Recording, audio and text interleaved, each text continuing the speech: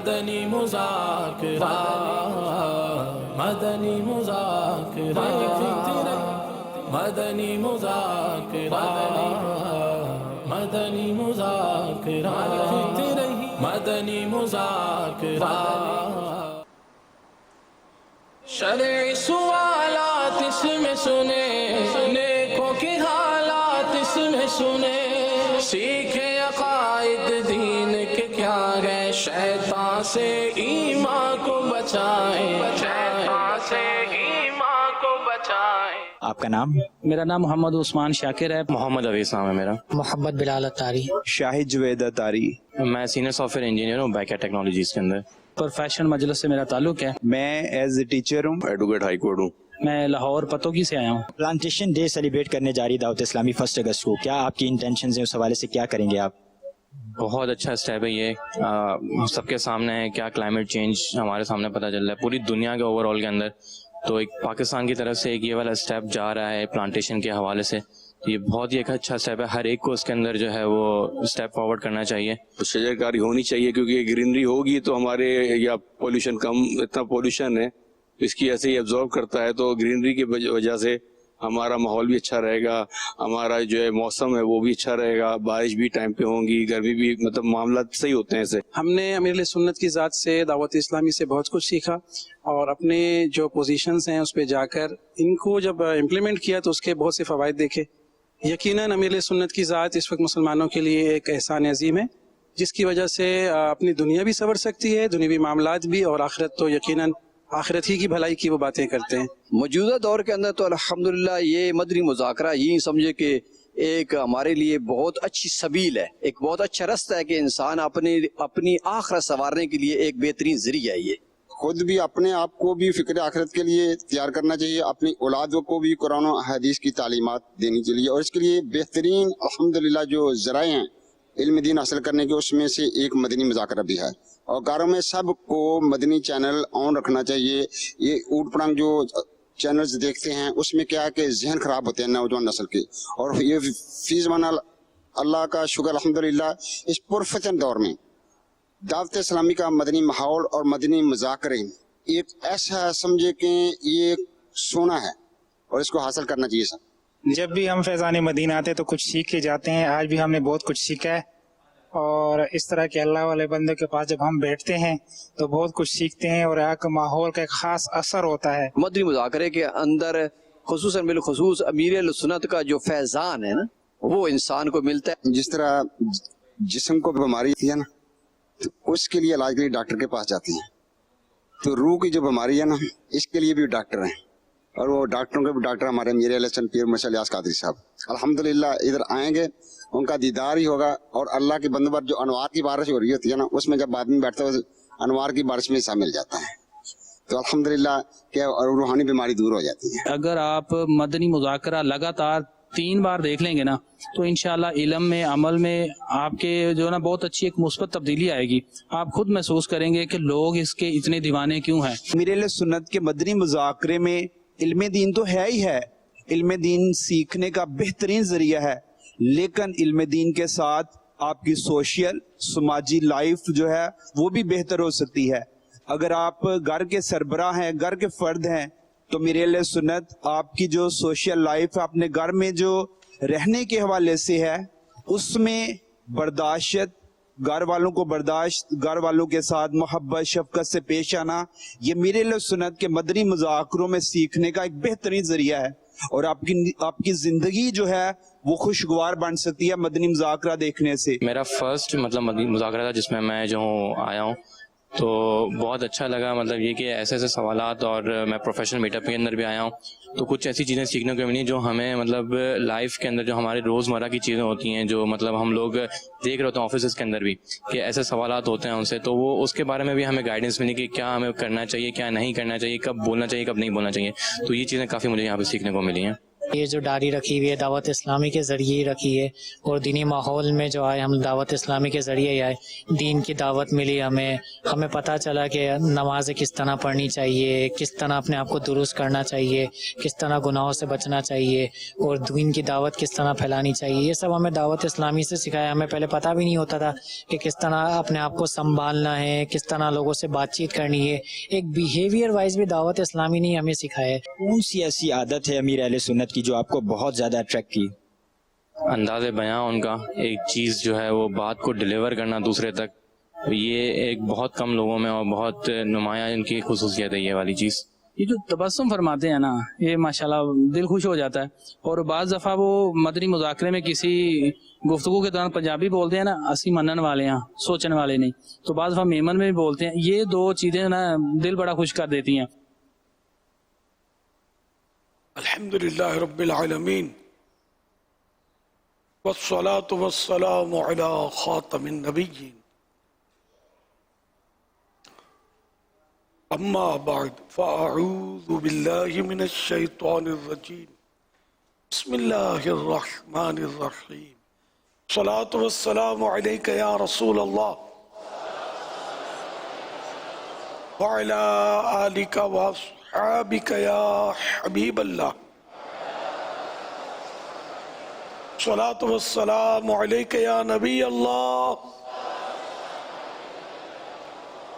وعلی آلک واصحابک یا نور اللہ نویت سنت الاعتکاف. جب کبھی داخل مسجد ہونے کی سعادت پائیں، اعتکاف کی نیت ضرور فرمائیں. نیت دل کے ارادے کو کہتے ہیں. دل ہی میں نیت کر لیجئے کہ میں نے سنت اعتکاف کی نیت کی، آپ معتکف ہو گئے. دل میں نیت حاضر ہوتے ہوئے زبان سے بھی دوہرا لینا زیادہ اچھا ہے. اعتکاف کی نیت کے بعد جب تک مسجد میں رہیں گے آپ کو اعتکاف کا ثواب ملتا رہے گا. جب مسجد سے خارج ہوں گے تو یہ نفل اعتکاف ختم ہو جائے گا. یاد رکھیے مسجد میں کھانا پینا، سونا، سحری، افطار، آب زمزم شریف پینا، دم کے ہوا پانی پینا، نیاز کھانا وغیرہ اسی صورت میں جائز ہوتے ہیں جبکہ اعتکاف کی نیت کی ہو. نیت نہیں کی تھی، کھانا پینا سامنے آیا، مسجد میں کھا نہیں سکتے، نہ افطار کر سکتے، نہ درود شریف کا دم کے ہوا پانی پی سکتے ہیں. اب یہ کہ اعتکاف کی نیت کر رہے ہیں، اب بھلے کھا پینے، لیکن کھانے پینے کے لیے اعتکاف کی نیت کرنے سے ثواب نہیں ملتا.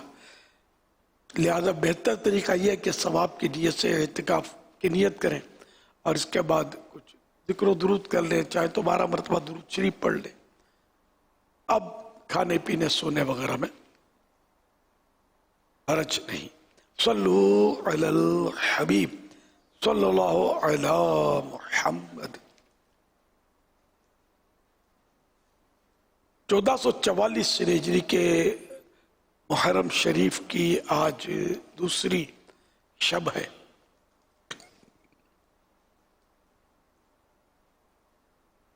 اس مناسبت سے ضیاء درود و سلام پیج نمبر 2 سے فرمان آخری نبی صلی اللہ علیہ وسلم نمبر 2. بروز قیامت لوگوں میں سے میرے قریب تر وہ ہوگا جس نے دنیا میں مجھ پر زیادہ درود شریف پڑھے ہوں گے.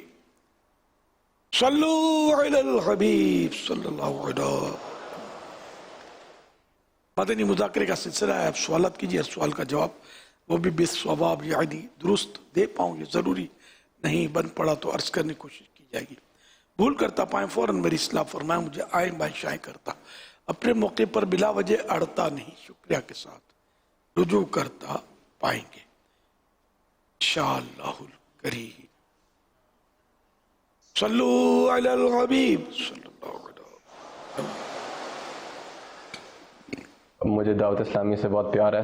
میرا سوال امیر اہل سنت سے ہے. مجھے پوچھنا تھا کہ حسد اور نظر بد ہوتا کیا ہے؟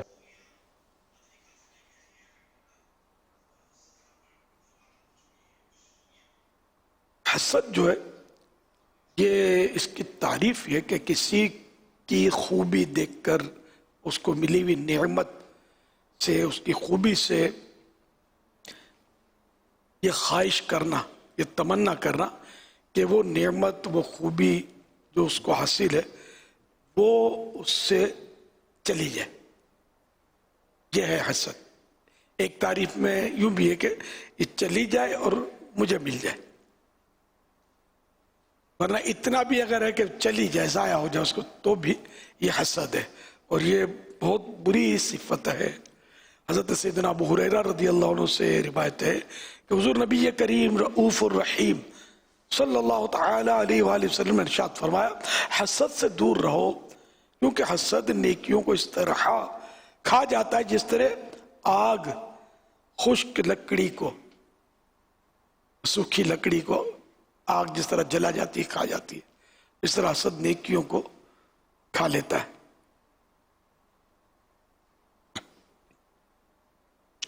حضرت مفتی احمد یار خان رحمت اللہ علیہ اس حدیث مبارکہ کی شرح میں فرماتے ہیں، حسد و بغض ذریعہ بن جاتا ہے نیکیوں کی بربادی کا، یعنی حاسد ایسے کام کر بیٹھتا ہے، حاسد کہتے ہیں حسد کرنے والے کو، جو حسد کر رہا ہے، تو حاسد ایسے کام کر بیٹھتا ہے جس سے نیکیاں ضبط ہو جائیں۔ حاسد و بغض والے کی نیکیاں محسود کو دے دی جائیں گی، جس سے حسد کیا گیا اس کو دے دی جائیں گی، یہ خالی ہاتھ رہ جائے گا۔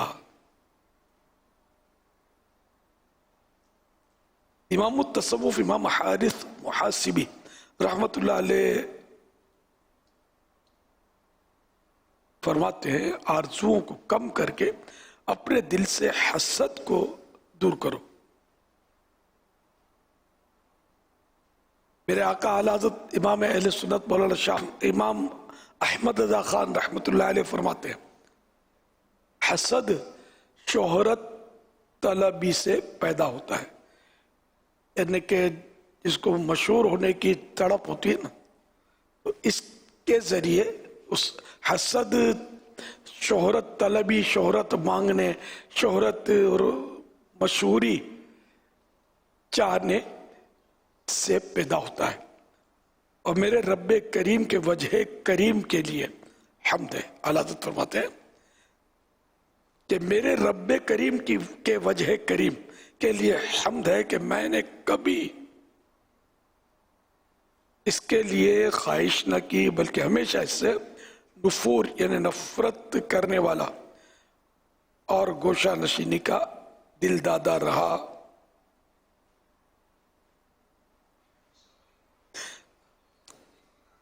جلسوں انجمنوں کے دوروں سے دور رہنا انہی دو وجہ پر تھا۔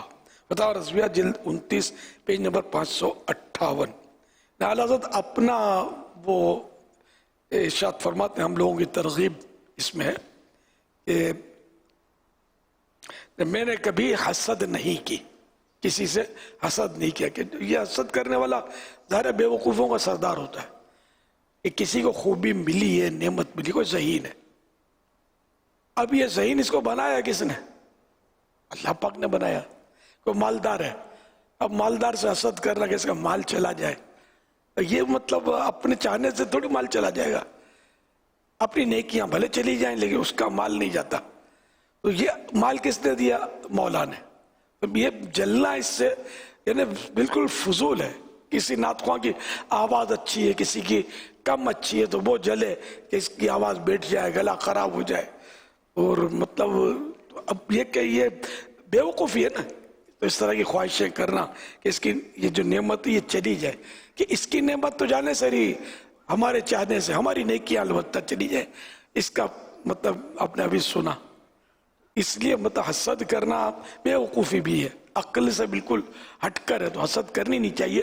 جس کو بھی جو نعمت ملی ہے اللہ اس کو برکت دے اور ہمیں بھی عطا کرے، تو یہ اگر خواہش ہے نا کہ اس کی نہ جائے بلکہ اس طرح کی مجھے بھی ملے، اس کو غیبتہ کہتے ہیں، غیبتہ یعنی رشک، یہ جائز ہے، اس میں حرج نہیں ہے کہ کاش میں بھی اسی کی طرح ذہین ہوتا، یا جس طرح یہ نعت شریف پڑھتے ہیں تو کاش میری بھی آواز ایسی ہوتی ہے۔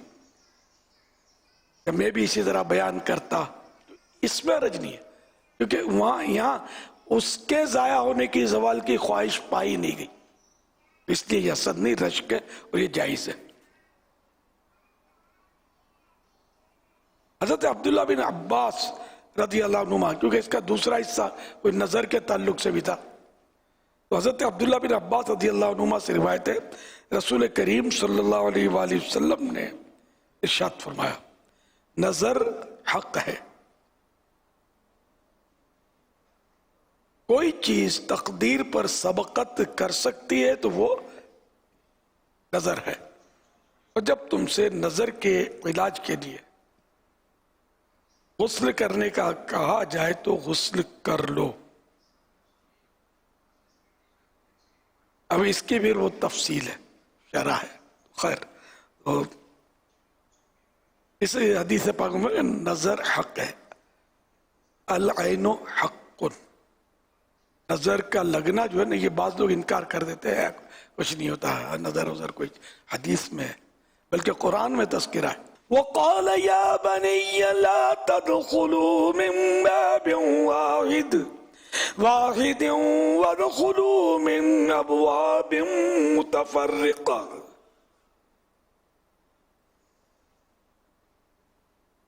آسان ترجمہ قرآن کنز العرفان، اور فرمایا اے میرے بیٹو، ایک دروازے سے نہ داخل ہونا اور جدا جدا دروازوں سے جانا۔ اب اس کی شرح میں جب حضرت یعقوب علیہ السلام کے بیٹے مصر جانے کے ارادے سے نکلے تو آپ علیہ السلام نے سب بیٹوں کو نصیحت کرتے ہوئے ارشاد فرمایا، اے میرے بیٹو، مصر میں ایک دروازے سے نہ داخل ہونا بلکہ جدا جدا دروازوں سے جانا، تاکہ بری نظر لگنے سے محفوظ رہو۔ یاد رہے کہ پہلی مرتبہ جب یہ لوگ مصر گئے تھے تو اس وقت حضرت یعقوب علیہ السلام نے یہ نہیں فرمایا تھا، کیونکہ اس وقت تک کوئی یہ نہ جانتا تھا کہ یہ سب بھائی اور ایک باپ کی اولاد ہیں، لیکن اب چونکہ جان چکے تھے اس لیے بری نظر لگ جانے کا احتمال تھا، اس وجہ سے آپ علیہ السلام نے سب کو علیحدہ علیحدہ ہو کر داخل ہونے کا حکم دیا۔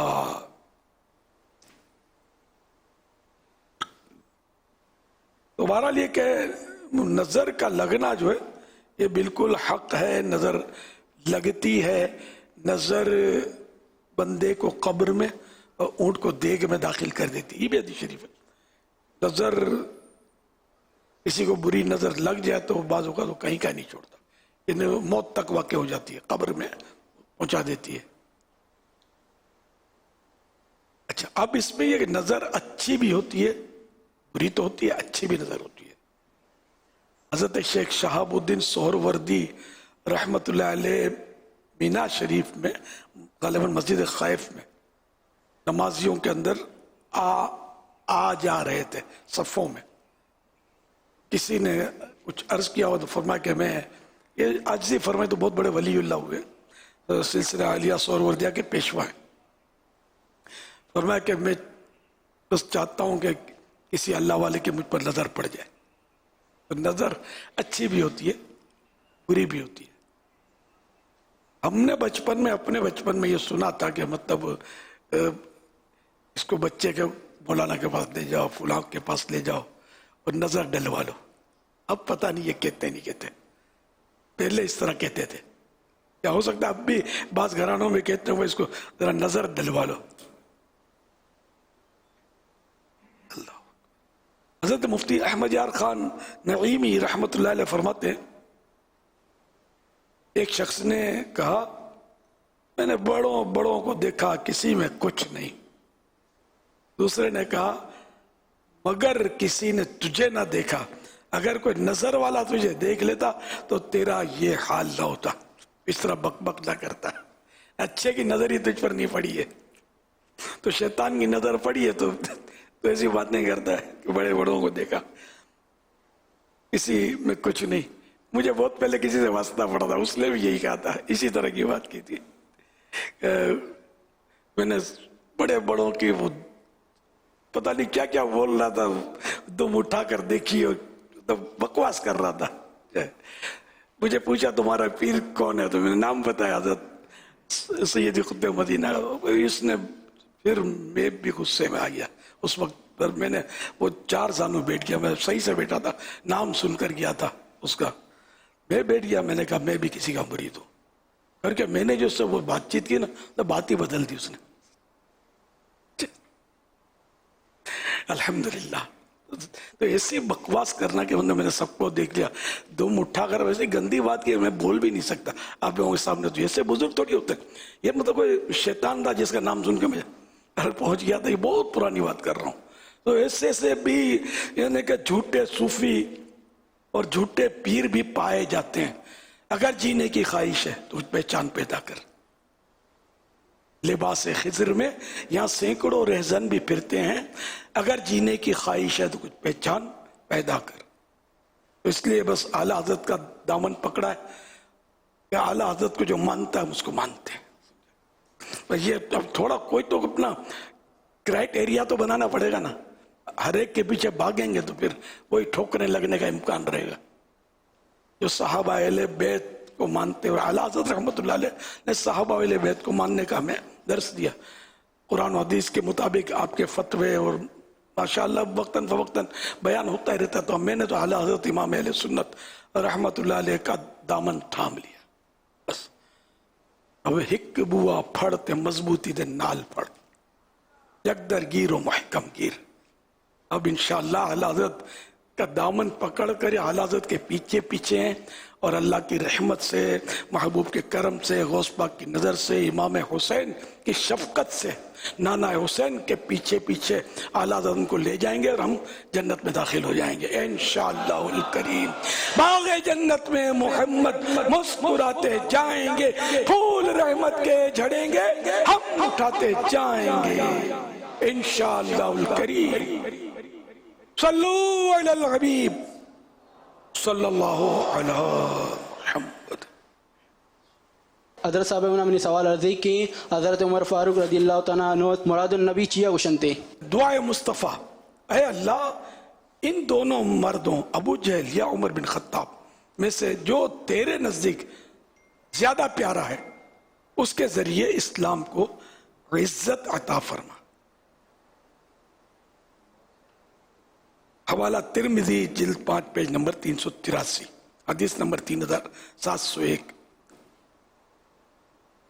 जब तो ये दुआ फरमाई सरकार सल्लल्लाहु अलैहि वसल्लम ने। जब सुबह हुई तो हज़रत उमर रज़ी अल्लाह अन्हु बारगाह रिसालत में हाजिर होकर मुसलमान हो गए। ये यूं मुरादुन नबी सल्लल्लाहु अलैहि वसल्लम, नबी के मुराद, नबी का मंशा, नबी की ख्वाहिश। आगे एक रिवायत में ये अल्फाज हैं, अल्लाहुम्मा अइज़्ज़िल इस्लाम बि उमर इब्न अल-खत्ताब खासा, यानी ए अल्लाह खास तौर पर उमर बिन खत्ताब के जरिए इस्लाम को इज्जत अता फरमा। हवाला इब्न माजा जिल्द अव्वल पेज नंबर 77 हदीस नंबर 105। तो इसकी शरह है कि इस दुआए करीम के बाइस उमर फारूक आज़म रज़ी अल्लाह अन्हु के जरिए से जो जो इज्जतें इस्लाम को मिली, जो जो बलाएं इस्लाम और मुस्लिमीन से दफा हुई, मुखालिफ मुवाफिक अपने पराए सब पर रोशन हो मुबय्यन। व लिहाजा सैयदना अब्दुल्लाह बिन मसऊद रज़ी अल्लाह अन्हु फरमाते हैं,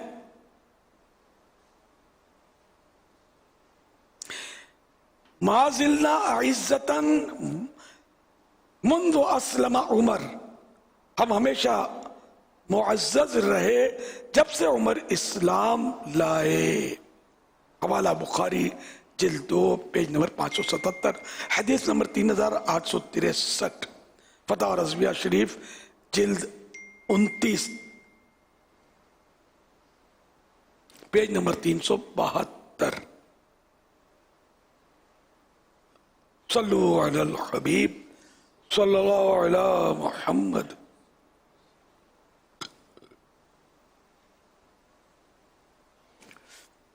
مانگا اسلام کی سربلندی کے لیے. اللہ کے رسول صلی اللہ علیہ وآلہ وسلم نے جن کو رب کریم سے، وہ ہیں فاروق اعظم. خود پڑھایا جن کو اللہ کے نبی صلی اللہ تعالی علیہ وسلم نے کلمہ طیبہ، جی وہ ہیں فاروق اعظم رضی اللہ عنہ. صدیق اکبر رضی اللہ عنہ کے بعد ملا ہے جن کو انسانوں میں سب سے اونچا مقام، وہ ہیں فاروق اعظم رضی اللہ عنہ. ہجرت مدینہ کے وقت کفار کو مخاطب کر کے جنہوں نے کہا میں آج مکے سے جا رہا ہوں، کسی میں ہمت ہے تو مجھے روک کے دکھائے. ایسے دلیر ہیں ہمارے فاروق اعظم رضی اللہ تعالیٰ عنہ. خوف سے جن کے بات کرتے گھبراتے تھے لوگ، اسلام قبول کر کے عاجزی اور انکساری کا پیکر ہوئے. ایسے اخلاق والے ہیں فاروق اعظم رضی اللہ عنہ. دیکھ کر جن کو شیطان بھی بدل لیتا تھا اپنا راستہ، ایسے روب والے ہیں فاروق اعظم رضی اللہ عنہ. اللہ پاک نے جنہیں عطا فرمایا فاروق کا لقب، ایسے حق پر چلنے والے ہیں فاروق اعظم رضی اللہ عنہ. سر پر سجا کے جن کے اسلام کے دوسرے خلیفہ ہونے کا تاج، ایسے لازوال کے فاروق اعظم رضی اللہ تعالیٰ عنہ کہ جن کے دور کو اسلام کا سنہرا دور کہا جاتا ہے، وہ ہیں فاروق اعظم رضی اللہ عنہ. 22 لاکھ مربع میل تک جن کے زمانے میں اسلام کی حکومت پھیلی، ایسے جانباز حاکم ہیں فاروق اعظم رضی اللہ عنہ. سنہ ہجری کا آغاز جن کے دور میں کیا گیا، ایسے عاقل ہیں فاروق اعظم رضی اللہ عنہ. دفاع اسلام کے لیے جنہوں نے پولیس اور فوجی ادارہ قائم کیا، ایسے نظام والے ہیں فاروق اعظم رضی اللہ تعالیٰ عنہ. عدالتیں اور قاضی جن کے دور حکومت میں مقرر کیے گئے، ایسے عدل پسند ہیں فاروق اعظم رضی اللہ عنہ. بیت المال کا نظام بھی جن کے دور میں پروان چڑھا، ایسی فکر کرنے والے ہیں فاروق اعظم رضی اللہ عنہ. محمد مصطفیٰ صلی اللہ تعالیٰ علیہ وآلہ وسلم کی محبت کا فیض پا کر دنیا سے ظلمت کا اندھیرا مٹا کر نور کا اجالا پھیلا دیا، ایسے لاجواب ہیں فاروق اعظم رضی اللہ عنہ. عمر بن خطاب فاروق اعظم خلیفہ ثانی اور امیر المؤمنین کہتے ہیں جنہیں، وہ گئے فاروق اعظم رضی اللہ تعالیٰ عنہ. فیضان فاروق اعظم جاری رہے گا. میرا حضرت صاحب سے سوال ہے کہ مرد گھر کے کاموں میں بچوں کی امی کے ساتھ ہاتھ بٹانے میں کیا کیا نیتیں کر سکتا ہے؟ سنت ہے یہ تو کہ سرکار صلی اللہ علیہ وسلم نے اپنے مبارک ہاتھوں سے گھر کے کام کاج فرماتے تھے. ساتھ بھی دینا چاہیے، اس سے اس کی دل جوئی ہوگی، یہ بھی کار استباب ہے. یہ تھوڑی کہ بیوی کی دل جوئی کرنا کوئی گناہ کا کام ہے. اس کا ہاتھ بٹائیں گے، اس کو اٹھا کے پانی پلا دیں گے، نہ کہ ہر وقت اسی کو آرڈر کر دیں گے پانی پلائے، کبھی آپ بھی پلا دیں. اور ایسی فری شپ ہو کہ مطلب برا بھی نہ لگے. اگر کبھی یہ کہہ بھی دیں کہ ذرا مطلب پانی اٹھا کے دے دینا میرے کو گلاس بھر کے، تو کیا حرج ہے اس میں. اسی طرح مطلب دسترخوان بچھانا، کھانا چننا، رکھنا، پکانا، دھونا، جو بھی کام ہے تو یہ بیچاری اکیلی کرے، نوکرانی یا ماسی تو نہیں ہے نا، مل جل کے ہی کرنا چاہیے. اس سے محبت بڑھتی ہے اور انشاءاللہ اس طرح گھر آپ کا اچھا چلے گا. لیکن ایک عوام میں البتہ العوام کل انعام، شاید ایسے موقعوں کے لیے کہ عوام چوپایوں کی طرح ہوتے ہیں، 4 پاؤں والے جانوروں کی طرح ہوتی ہے. یہ محاورہ ہے عربی کا کہ یہ ایسی باتیں جو بعض سنت سے ثابت ہوتی ہیں اور اچھی حسن معاشرت کے لیے اچھی ہوتی ہیں، اس پر مذاق اڑاتے ہیں. تو اگر آپ گھر میں کسی کو باہر کہیں گے نا میں یوں کرتا ہوں گھر میں، تو یہ کچھ اور آپ کو لقب دیں گے، مذاق اڑائیں گے. تو چپ چاپ کرتے رہیں. اور اگر کوئی نہ بھی کرے تو جو گھر کی یعنی بیوی ہے وہ مطلب برا بھی نہ منائے، شور نہ کرے. تو عرف رواج معمول یہی ہے کہ عورتیں ہی گھر کا کام کاج کرتی ہیں. تو اگر کوئی نہ کرے تو میرے بیان کا حوالہ دے کر آپ اس کو ٹارچر کریں اور لڑیں آپس میں. ایسا بھی نہیں کرنا ہے. آپ کو گھر کا کام آپ کو کرنا ہے، یہ کما کے جو لاتے ہیں. اور بھی تو بہت سارے باہر کے کام مرد کر رہا ہوتا ہے جو عورت نہیں کر سکتی. یہ مل جل کر. تو اگر پھر بالفرض اگر گھر میں کام کرتے ہیں تو بھی اچھا ہے، دل جوئی کی نیت سے ثواب کے حقدار ہوں گے. نہ کریں اور تو اگر ضرورت کے وقت بھی نہیں کرتے پھر مروت کے خلاف ہوگا. یہ اچھی بات نہیں کہ وہ بیمار ہے بیچاری، درد سر نے اس کو پکڑ کے رکھا ہے، بخار میں تپ رہی ہے، اور آپ بولو کپڑے بھی دھو لے ہو تو برتن بھی مانج لے. تو یہ ظاہر ہے کہ اب अक्लन, अखलाकन, मुआशरतन, जिस तरह भी आप किसी भी एंगल से लें तो ये मुनासिब नहीं है। तो ऐसे मौके पर कोऑपरेट करना चाहिए। सल्लु अलल हबीब सल्लल्लाहु अलैहि मुहम्मद सल्लल्लाहु अलैहि वसल्लम। जाहिद भाई का सवाल है, ये पूछ रहे हैं कि अगर कोई चीज़ हमने by one get one free, यानी एक चीज़ खरीदो उसके साथ एक चीज़ फ्री, इस तरह की ऑफ़र में ख़रीदी, तो क्या इसको अलग अलग सेल कर सकते हैं? वो आपकी है ना, तो अच्छा जो खरीदी वो तो अब आपकी हो गई। अगर इसमें कोई झूठ नहीं बोलते, धोखा नहीं देते, तो क्या है जिसमें, ये तो आम तौर पे मतलब बाहर तो मैंने देखा है, मतलब बाहर यहाँ तो नहीं देखा इस तरह का, बाहर देखा है कि जैसे कोई बड़ा पैकेट है तो छोटा सा पैकेट उसमें लगा देंगे तो खूबसूरती के लिए, छोटी बोतल लगा देंगे कि ये फ्री है। अब वो फ्री क्या, मतलब ये सब कारोबारी टेक्ट होते हैं, वो सारा उसमें वसूल कर लेते हैं। वो बंदा खुश हो जाता है कि ये फ्री है, फ्री लिखा होता है मजानन।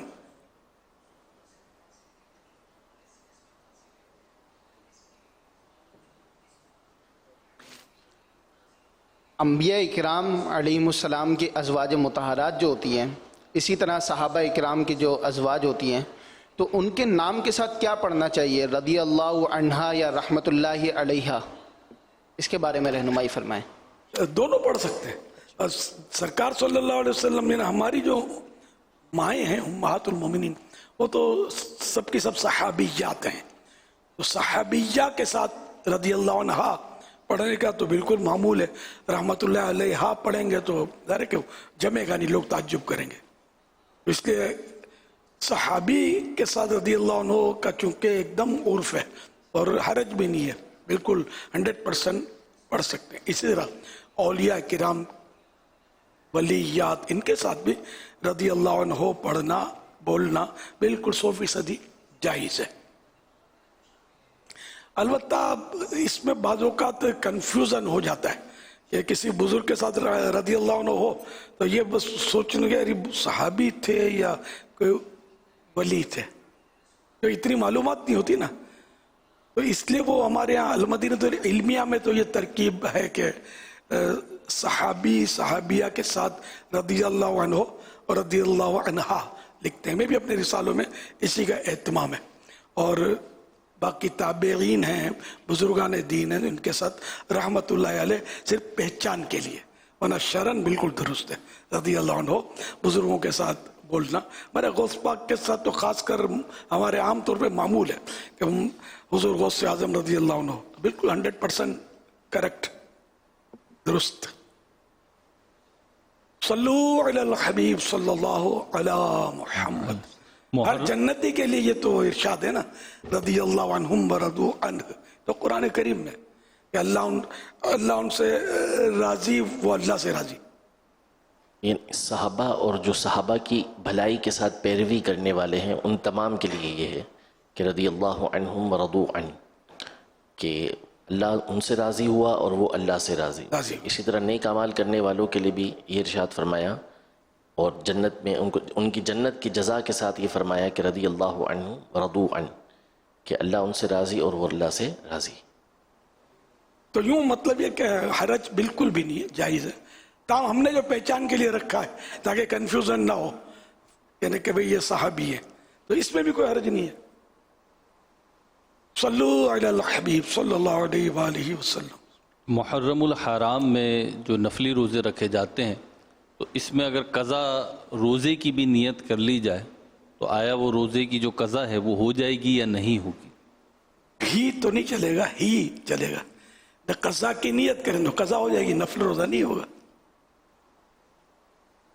बिल्कुल कज़ा अगर किसी पर हो तो कज़ा ही करनी चाहिए ताकि जल्दी जल्दी इनसे खलासी मिले। बल्कि अलबत्ता ये मुहर्रम शरीफ के नफल रोज़े मनसूस हैं, हदीस में फजीलत है, तो इसलिए अगर नफल रोज़े भी रख ले तब भी अच्छा है कि बाद में आगे पीछे कज़ा कर ले।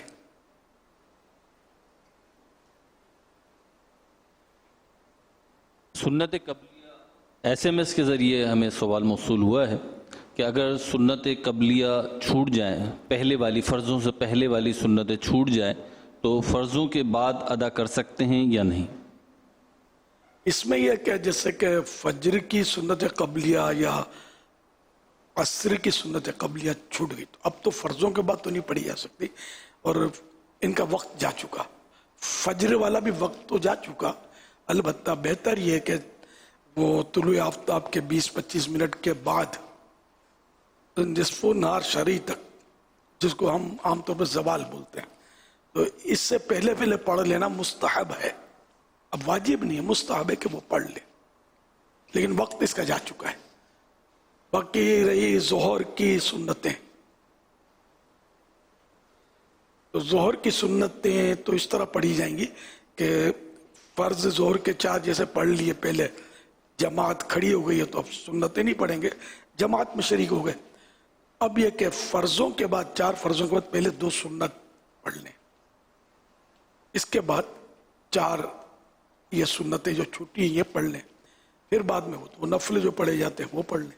یعنی یہ ترتیب ہے نا اس کی. تو اور عشاء کی سنت غیر مؤکدہ، یہ اس کا تو وقت فرضوں سے پہلے ہے، فرض پڑھ لیے گئے تو اب اس کا وقت جاتا رہا.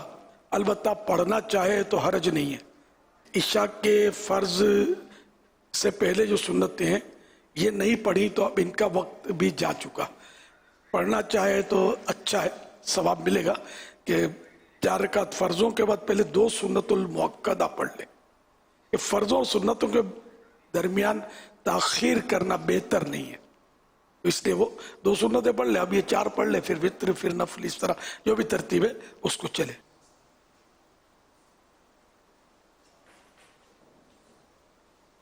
آپ نے بہت سی چپلیں اور جوتے دیکھے ہوں گے، اور کچھ لوگوں کو یہ چپل دیکھ کر شاید کچھ یاد آ جائے، وہ امی کی اڑتی ہوئی چپل. چپل کے فوائد تو ہوتے ہیں لیکن بعض اوقات اس کے نقصانات بھی ہوتے ہیں. کئی ایشیائی ممالک میں لوگوں کا یہ ماننا ہے کہ گھر، بازار یا تقریبات میں جمع ہونے کی صورت میں چپل پہ چپل نہیں آنی چاہیے. کیوں؟ کیونکہ ان کا ماننا ہے کہ اگر چپل پہ چپل آ گئی تو اختلافات بڑھ سکتے ہیں، جھگڑا ہو سکتا ہے.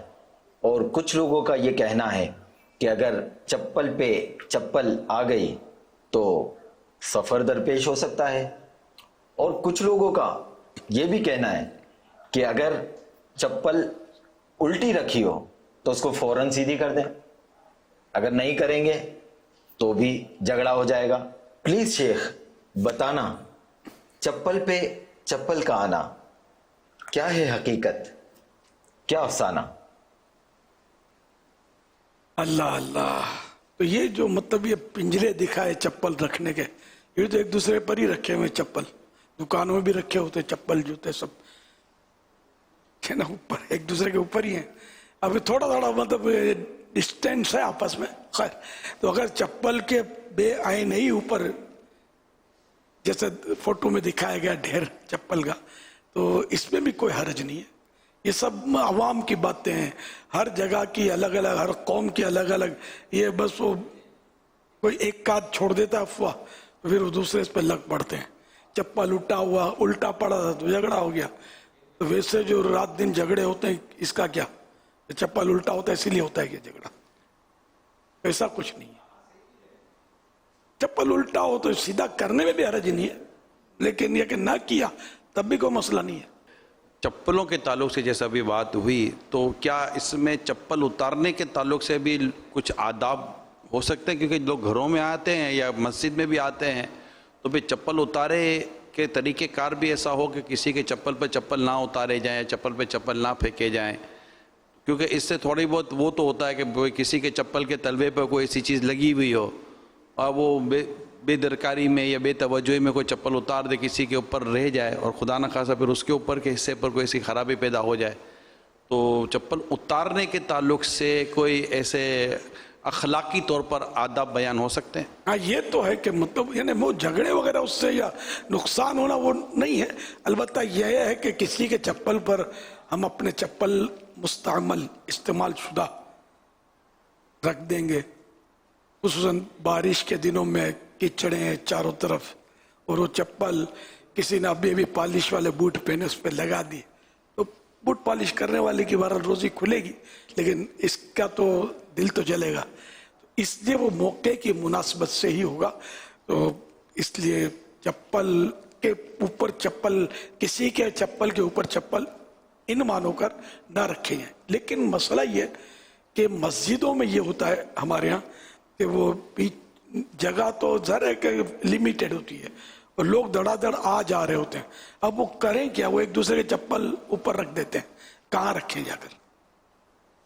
اس لیے ہمیں بھی چاہیے کہ ہم بھی اگر اتنے مزاج ہمارا ایسا ہے کہ کسی کے چپل کا تلوا ٹچ نہیں ہونا چاہیے تو ہم اپنے چپل کی اور ترکیب کر لیں.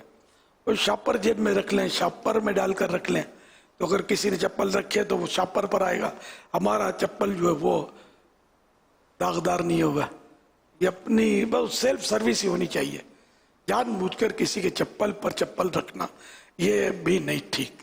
اور جب پتا ہے کہ ہمارے چپل کیچڑ سے آلود ہے اور اس کے چپل پر جوتے پر رکھیں گے تو اس کو نقصان پہنچے گا اور اس کا دل دکھے گا، تب تو بالکل ہی نہیں رکھنا چاہیے. یہ تو ہے نا گناہ کی صورت معلوم ہو رہی ہے. کسی کے چپل پر بظاہر تو کہ اس کا دل تو دکھے گا، اس کی چیز کو نقصان پہنچے گا. تو جیسا موقع، بعض وہ چپلیں خشک ہوتی ہیں، چپل کی کوالٹی بھی ایسی نہیں ہوتی کہ جس سے اس کو نقصان پہنچے. وہ بڑے نقصان اس نے پہلے سے بھگتے ہوئے ہوتے ہیں.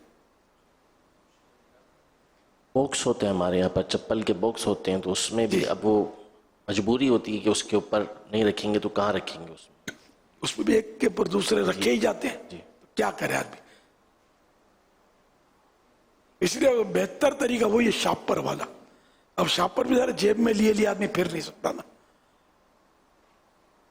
اچھا، الٹے چپل رکھنے کے تعلق سے مکتبۃ المدینہ کے رسالے میں 101 مدنی پھول پیج نمبر 9. اب تو کر سارے مدنی پھول ایک جگہ کر لیے. دولت بے زوال میں لکھا ہے کہ اگر رات بھر جوتا اوندھا الٹا پڑا رہا تو شیطان اس پر آ کر بیٹھتا ہے. وہ اس کا تخت ہے، یعنی شیطان کا تخت ہے.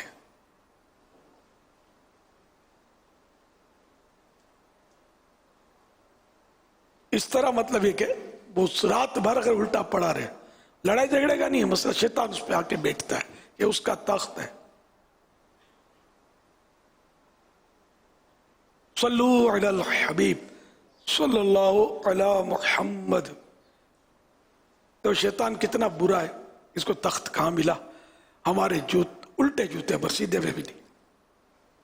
تو شیطانی کاموں سے بچنا چاہیے، شیطان کی باتوں میں آنے سے بھی بچنا چاہیے. شیطان سے دور رہنا ہے. جو شیطان سے دور ہے وہ نماز پڑھے گا، جو شیطان سے قریب ہے وہ نماز نہیں پڑھے گا. اور سارے گناہوں پر قیاس کر لیں گے، جو شیطان سے قریب ہوگا وہی تو گناہ کرے گا، جو شیطان سے دور اور نفور ہوگا وہ گناہوں سے بچے گا.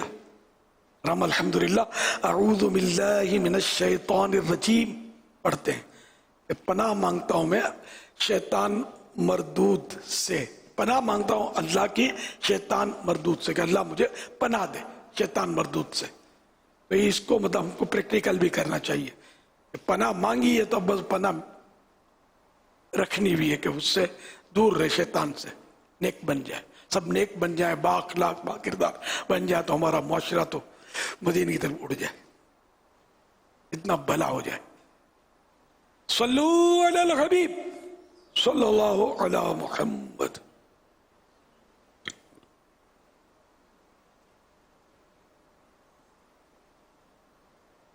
امیر علیہ سنت کی بارگاہ میں عرض یہ ہے، کیا ماں باپ بھی ظالم ہوتے ہیں؟ اولاد کے حق میں ماں باپ ظالم ہو سکتے ہیں، ہر ایک ہو یہ تو ظاہر کبھی بھی نہیں ہوتا، لیکن ہو تو سکتے ہیں. مثال کے طور پر بچہ بھوک سے تڑپ رہا ہے، بلک رہا ہے، اور ماں ہے کہ لفٹ ہی نہیں کراتی، باپ ہے کہ کھانا دیتا ہی نہیں ہے، موجود ہے سب کچھ ہے، تب تو مطلب ظاہر ہے کہ ظلم ہے نا، کہ وہ بچہ ہے آپ کے پلے بندھا ہوا، یہ بیچارہ اور کہاں جائے گا، بھوک سے تڑپ رہا اور آپ ہیں کہ کھلائی نہیں رہے اس کو. آپ کے اوپر تو واجب ہے نا کہ اس کو آپ کھلائیں پلائیں. یہاں یہ ظلم ہے. इसी तरह बाज माँ बाप होते हैं बेतहाशा बच्चों को मार रहे होते हैं, पूरी तरह उसको मतलब ईंट डालते हैं, ये भी जुल्म है। तरह कई जुल्म ऐसे होते हैं जिसको लोग इजी लेते हैं, लेकिन वो इजी नहीं होते। मरने के बाद पता चलेगा कि वो इजी है या हेवी है, कितने हेवी है ये बात नहीं पता चलेगा। तो माँ बाप का मतलब ये नहीं कि औलाद पर ऐसा हक नहीं है कि जो चाहे उसको जिस तरह चाहे उसको डील करे। सबके लिए शरीयत की लगाम है, उसके मुताबिक ही उसको चलना है। सल्लू अलल हबीब सल्लल्लाहु अलैहि वसल्लम। प्यारे बाबा जान, मेरा आपसे ये सवाल है, अगर कोई वसीयत करे मेरे मरने के बाद मुझे मेरे ही वतन में दफन कर दिया जाए, इसकी वसीयत पूरी की जाएगी? वतन में दफन करने की कोई वसीयत कर दे तो अब इसमें यह कि वतन गुज़ारे, इसका मतलब ये परदेश में, और सुन्नत यही है कि उसकी जल्दी तदफीन हो और सफर पर इसको ले जाना बाहर शरीयत में सवार करना वगैरह इसको मकरूह लिखा है। मैयत के लिए तकलीफ दे नहीं है, सुन्नत के खिलाफ है ये, इसलिए ये तदफीन वहीं कर दी जाए जहां इंतकाल हुआ। आजकल तो खैर ये इस पर बिल्कुल यानी कि एक उर्फ है कि वो दूसरे मुल्कों से लाई जाती है लाशें 8-8 दिन तक, और लाने की कैफियत शायद सबको पता नहीं होती कि किस तरह आती है, वरना शायद हिम्मत ना हो। काट कर पेट से ये सारे दिल गुर्दे कलेजियां और इस तरह की चीजें उजड़ियां निकाल लिए जाते हैं, जो मेरी मालूमात है, क्योंकि ये फिर सड़ते हैं और फिर इसमें दवाएं डालते हैं, फिर ये सिलाकर आपको तो ये लाश फ्रेश लगती है बेचारे को, जो इसको एक कलेजा कांपता है। आपको नहीं लगता कि शायद लोगों को इस बात की फीलिंग, एहसास या इल्म की कमी है कि मैयत को इन तमाम तर चीज़ों से तकलीफ होती है? बाल तोड़ने की भी मना है, बाल तोड़ना बाहर से लेकर बाल भी तोड़ना मना है, ये तो बिल्कुल चीर फाड़ कर डालते हैं मैयत को। और जिस तरह ये हम कटे हुए बकरे को नहीं घसीट के लाते हैं, इस तरह ये यहाँ क्या वहाँ हर जगह यहाँ भी यही हालत है, अपने कराची शहर में भी यही हालत है। इस पर जो मुसल्लत तबका होता है ना ये पोस्टमार्टम पर, ये कोई शोरफा या आप समझो सुलझे हुए और उलमा नहीं होते। अब मैं नाम लेने भी मुझे अच्छा नहीं लग रहा, ये एक तबका है मखसूस, ये वो होता है जो बिल्कुल यानी इस तरह घसीट के टांग से वो लाश को लाके रखता है। ये हम यूं हाथ बांधते हैं तो सर पे रुमाल या टोपी रखते हैं, बहुत मतलब बुरी हालत हो रही होती है लाशों की। इबरत नहीं है, कोई शऊर नहीं है, कुछ समझ ही नहीं आती। अल्लाह पाक रहम फरमाए, आला हज़रत रहमतुल्लाह अलैह ने हदीस से नकल की है कि जिस तरह जिंदा की हड्डी तोड़ने से उसको तकलीफ होती है, उसी तरह मुर्दा को भी तकलीफ होती है उसकी हड्डी तोड़ने से। ये खोपड़ी पे यूं कुल्हाड़ी मार के 2 पीस कर देते हैं जब इनको कोई पोस्टमार्टम या जो हिसाब किताब करने होते हैं, या सीखने वाले जो होते हैं डाइसेक्शन जो होता है इनका, उसमें भी इस तरह ये सीख रहे होते हैं। इस पर ये है मतलब बस अल्लाह पाक अमन नसीब फरमाए, आफियत के साथ बकी मिल जाए। कोशिश की हमने, जैसे आपने इससे पहले भी आपसे चंद एक दफ़ा अक्सर सवाल किए, क्योंकि बाहर तो ये इतना बड़ा रुझान है और बाहर भी मतलब कि वो चंदा किया जाता है मैयत को भेजने के लिए, तदफीन के लिए भी चंदा किया जाता है, क्योंकि एक तादाद है कि जिनको मरने के बाद उनके पास इतने भी पैसे नहीं होते, बाले ज़िंदगी बाहर गुजार देते हैं, वो इतने पैसे भी नहीं होते कि जिनको कि इनके पैसों से इनकी तदफीन हो सके। लोग वहाँ पर वो अंजुमन वगैरह बनी हुई होती, वो भी चंदा करते हैं इनकी तदफीन के लिए, या फिर ये कि यहाँ भेजने के लिए। तो आपके इस तरह की चीज़ें से मैं भी जो गया हूँ तो इस तरह के सवाल हुए हैं, तो हमने इनको बताया कि भाई आप यहीं तदफीन कर दो यार, मत भेजो, आप ये क्यों इतना बड़ा रिस्क लेते हैं और ये बेचारी मैयत को इतनी तकलीफ़ों में मुब्तला करते हैं। तो ऐसा लगा है मुझे कि कुछ ना कुछ जहन बनना शुरू हुआ है, वरना तो बहुत ज़्यादा रुझान है। यहाँ भी हुजूर इंतज़ार, मैयत के इंतज़ार में अब कोल्ड स्टोरेज का इस्तेमाल जो है ना मैयत के लिए, जनरली एक जनरल पॉइंट ऑफ व्यू पे कि 1-1.5 दिन में बच्चा आ जाएगा अमेरिका से या यूके से, फला मुल्क से तो फला रिश्तेदार आ जाएगा, तो 1-1.5 दिन के लिए अगर जैसे सरना हो तो कोल्ड स्टोरेज का यहाँ पर अब इस्तेमाल बढ़ चुका है। उठा के जैसे वो आएगा जन्नत में रख देगा, अल्लाह, इसलिए उसका इंतजार कर रहे हैं, मैयत को बेचारे को तकलीफ दे रहे हैं। कोल्ड स्टोरेज से भी कलेजा कांपता है यार, सर्दी आम सर्दी बर्दाश्त नहीं होती, तो अगर किसी ने दबेड़ दिया अंदर, उसकी भी जिद होती है ना हुजूर। असल में प्रॉब्लम ये है कि वो भी सामने से, क्योंकि बच्चा होता है, बड़ा होता है, अगर कमाने वाला हो या खास हो, इसकी थोड़ी पोजीशन हो, तो मैं आ रहा हूँ आप बदले रख दो, तो इसको कौन मना करेगा कि नहीं नहीं, बल्कि इसको तो कहेंगे नहीं नहीं आप आइए, आप होगे तभी तो होगा, वरना तो कुछ भी नहीं हो सकता। जन्नत में जाएगा कैसे? हाँ, तो ये जो करने वाले जन्नत में भेज देंगे। ये जो खानदानों में और इस तरह के ये जो बच्चे जो हैं स्पेशली ये होता, अगर बच्चे का इंतकाल हो गया, जवान बेटे का किसी का, और बाप अगर बाहर काम के लिए या किसी के लिए गया है, उसका इंतज़ार करो, तो ये जो इंतज़ार के नाम पर भी जो इतना मतलब के रख देते हैं, एक तो गैर शरई ताख़िर जहाँ हो रही हो, और फिर कोल्ड स्टोरेज, तो दोनों सूरतों के अंदर कितनी बड़ी तकलीफ़ है मैयत के लिए, उस बॉडी के लिए। मेरे मोहल्ले में जब मेरा लड़कपन था, जवानी थी, जो से याद पड़ रहा है, तो एक आदमी था बड़ा खुश मिजाज, हंसमुख, इसके बेटे को भेजा दुनिया के किसी बहुत बड़े मुल्क में, जहाँ कमाने के लिए बेचारा गया वो, और बदकिस्मती से डाकुओं ने उसको गोली मार दी। वो नौजवान लड़का था, मुझसे छोटा था वो लड़का, वो मैं अच्छी तरह जानता हूँ। वो बेचारा अब जवान बेटा, तो बाप तो हो गया पागल, और 8 दिन या पता नहीं कितने दिन तक इंतजार हुआ, वो मैयत उस मुल्क से आई, फिर जाकर तदफीन हुई। 8 दिन तक जो इनके घरों में जो सोगवार माहौल होता होगा, जो गम रोना धोना डेली और रात दिन मचा रहता होगा, ये कितनी हिकमत अमली के जल्दी इसको दफन कर दिया जाता है। तो दफन करने के बाद भी आदमी थोड़ा रिलैक्स हो जाता है। लाश अगर पड़ी है, आ रही है, आ रही है, आ रही है, ये हो रहा है, वो हो रहा है, तो ये मतलब कितना टेंशन होता होगा। और हदीस पाक में ये भी है कि जैसे, यानी ये तो मैं अपने मज़ामिन जो अर्ज कर रहा हूँ वो अपनी जगह पर, लेकिन हदीस पाक में ये है कि इसको जल्दी दफन कर दिया जाए, कि अगर नेक है तो वो अपने उसको मतलब है कि अपने अजर को पहुंच जाए, मज़मून कि इसको मतलब जो भी नेमतें मिलनी है उसको ये मिल जाए, और अगर वो बुरा है तो अपने कंधे से इसको उतार दो, टाल दो, तो अपने कैफर किरदार को पहुंचे। अच्छा, हमारे लिए हम तय नहीं हो सकता हमसे कि ये बुरा या अच्छा, क्यों भले बज़ाहिर बेनमाजी है जो भी है, मगर अब अल्लाह पाक को क्या अदा इसकी पसंद आई थी हमको नहीं पता, या कोई बज़ाहिर नेक है और किस बात पर रब उससे नाराज हुआ है हमें नहीं पता। हम तो सबके लिए उसने जन ही रखेंगे। एक मतलब जो हदीस में मजमून है वही है क्या, तो इसलिए पहुंचा दो, अच्छा हो तो भी इसको जल्दी पहुंचाओ, बुरा हो तो भी पहुंचाओ, जो भी उसको पहुंचा दो। अब अच्छा है बुरा है वो रब की बारगाह में जैसा भी है, हम मतलब इसको पहुंचा दें, ये हमें ये है, सुन्नत है ये। लेकिन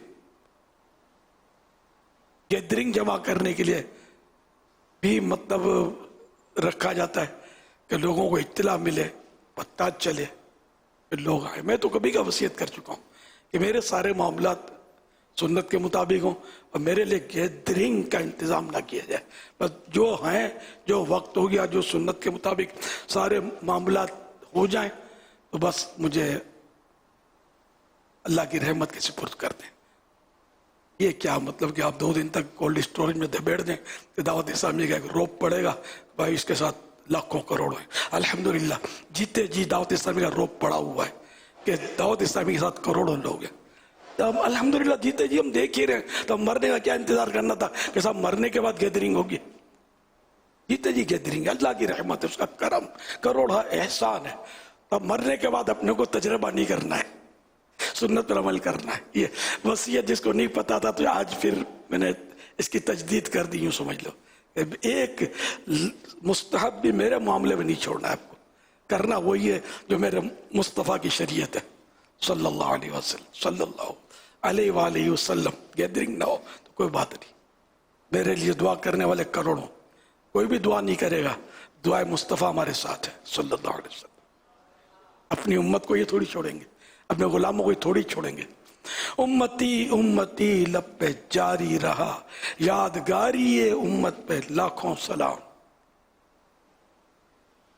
सल्लु अलल हबीब सल्लल्लाहु अला मुहम्मद। वो शेर हैं जिन्हें ता हश्र उम्मती के पुकारोगे, हमें भी याद रख लेना उनका, हमें परे ना था, याद रख लेना सदका अपनी रहमत का, ऐसा ही कुछ है। जी जी। जिन्हें मरकद में तागश्र उम्मती कह कर पुकारोगे, जिन्हें मरकद में तागश्र उम्मती कह कर पुकारोगे, हमें भी याद कर लो उनने सदका अपनी रहमत का, हमें भी याद रखना उनमें सदका अपनी रहमत का। सुभान अल्लाह। इस शेर में मैंने इस पर गौर किया तो इसमें तो मैंने कि बड़ी अच्छी तमन्ना है कि ईमान पर खात्मा हो मेरा, मैं ईमान पर साबित कदम रहूं, क्योंकि प्यारे आका सल्लल्लाहु अलैहि वसल्लम की उम्मत जो है ना, इसके यानी कि दो सूरतें ना, एक तो उम्मत दावत, वो तो हर गैर मुस्लिम भी इसमें शामिल है, और उम्मत इजाबत, इसमें हम लोग शामिल हैं मुसलमान। अल्हम्दुलिल्लाह हम उम्मत इजाबत में से हैं कि हमने दावत कबूल की सरकार की सल्लल्लाहु अलैहि वसल्लम। तो ये उम्मत इजाबत को ज़ाहिर है कि याद करेंगे, अपने उम्मतियों को, अपने गुलामों को जो मुसलमान हैं, और उन पर ही करम होगा, उन पर ही रहमत होगी। तो या रसूल अल्लाह हमें उम्मती, मेरा उम्मती इस हाल में कि मैं आपका हूँ, आप पर ईमान ला चुका, इसमें याद रखना। ताहश्र उम्मती जिनको कहकर पुकारोगे, ताहश्र जा रहे तो हम ताहश्र जिंदा तो नहीं रहेंगे, अनकरीब फौत हो जाएंगे, तो हम मरने के बाद भी उम्मती रहें, आपके गुलाम रहें। यहाँ ये कि इशारा के करम ऐसा करना कि ईमान भी साथ ही चले, हमारे खात्मा हमारा बुरा ना हो, ईमान पर हो। ये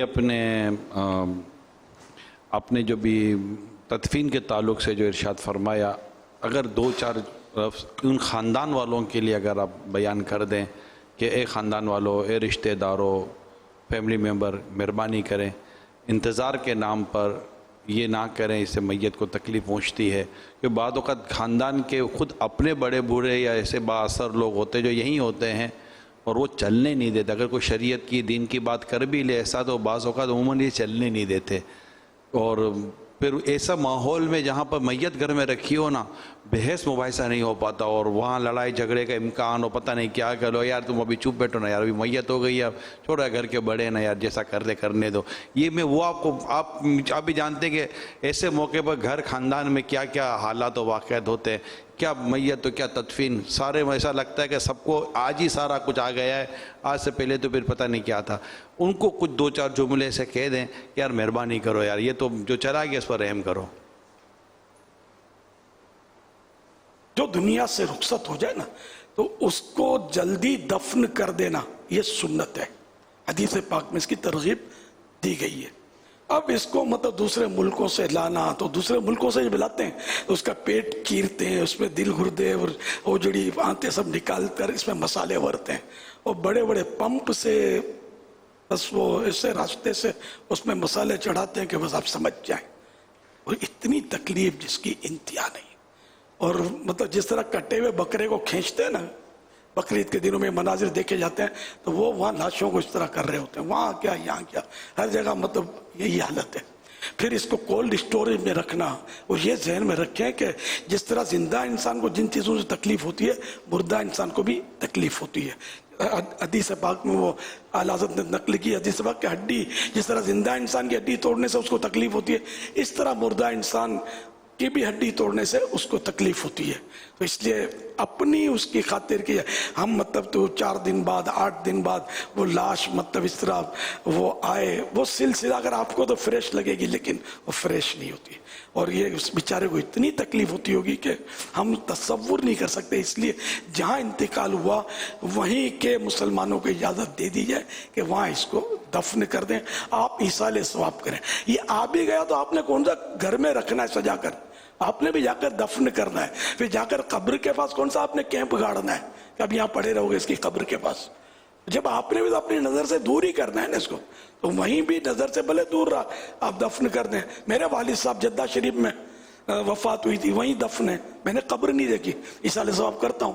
تو ثواب کے لیے قبر پر جائیں تو ہی ثواب پہنچے, یہ شرط تو نہیں ہے, ایصال ثواب تو ہو سکتا ہے.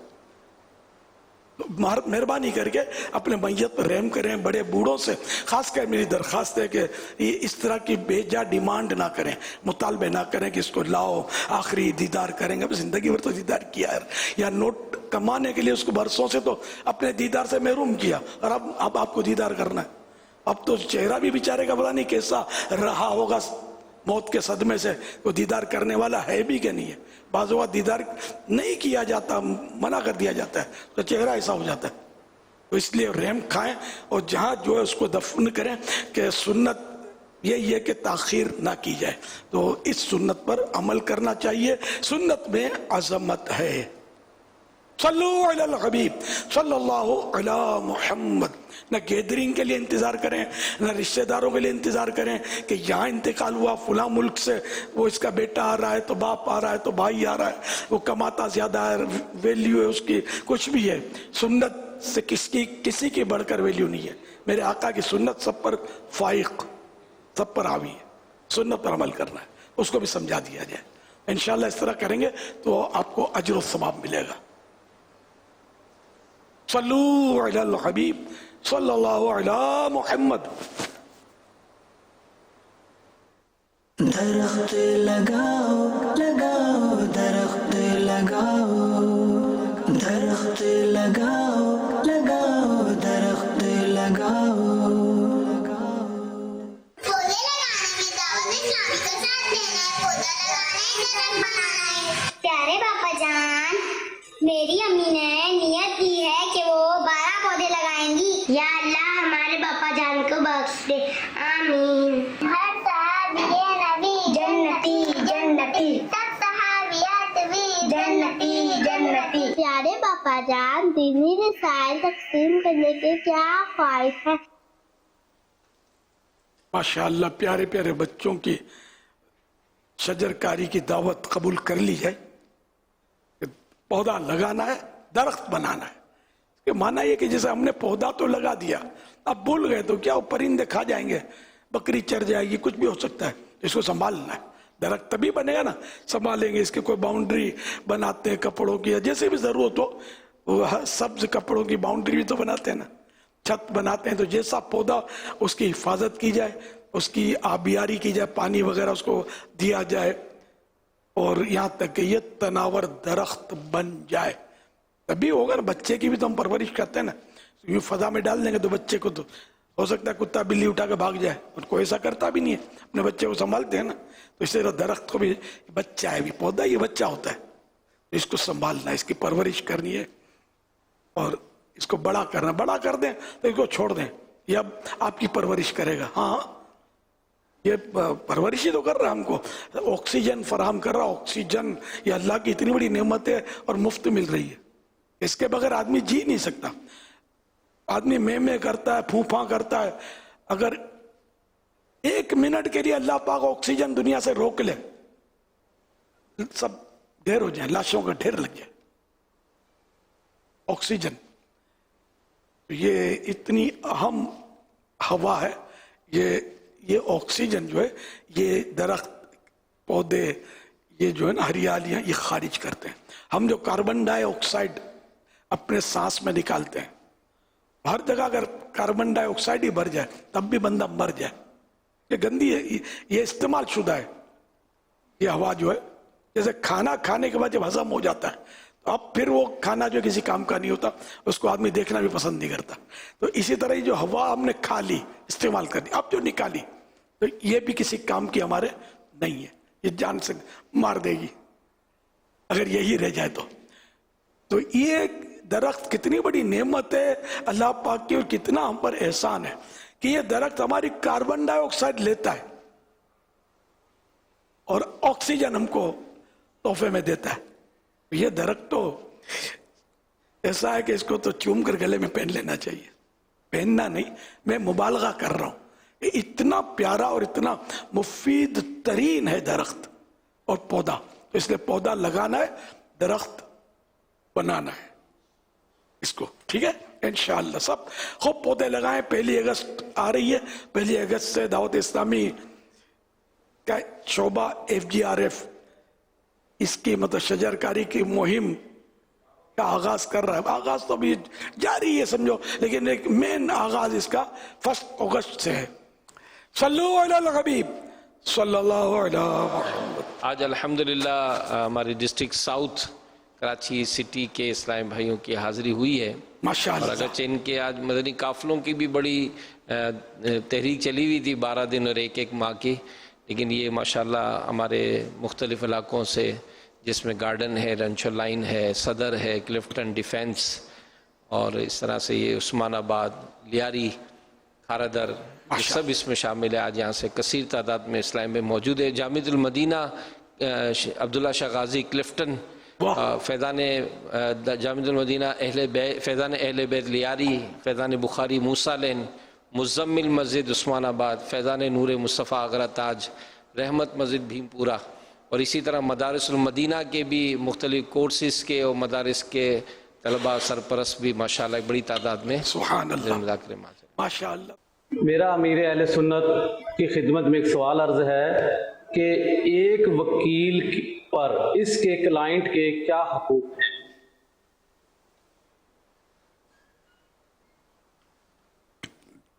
اب یہ وکیل ہو یا ڈاکٹر ہو یا کسی بھی شعبے سے تعلق رکھتا ہو، سب کے اپنے اپنے حقوق ہیں. سب کو سچ بولنا ہے، جھوٹ نہیں بولنا، دھوکہ نہیں دینا ہے. یہ نہیں کہ مطلب قتل کر کے آ جاؤ، ڈکیتی کر کے آ جاؤ، میں بیٹھا ہوں نہ چھڑا لوں گا.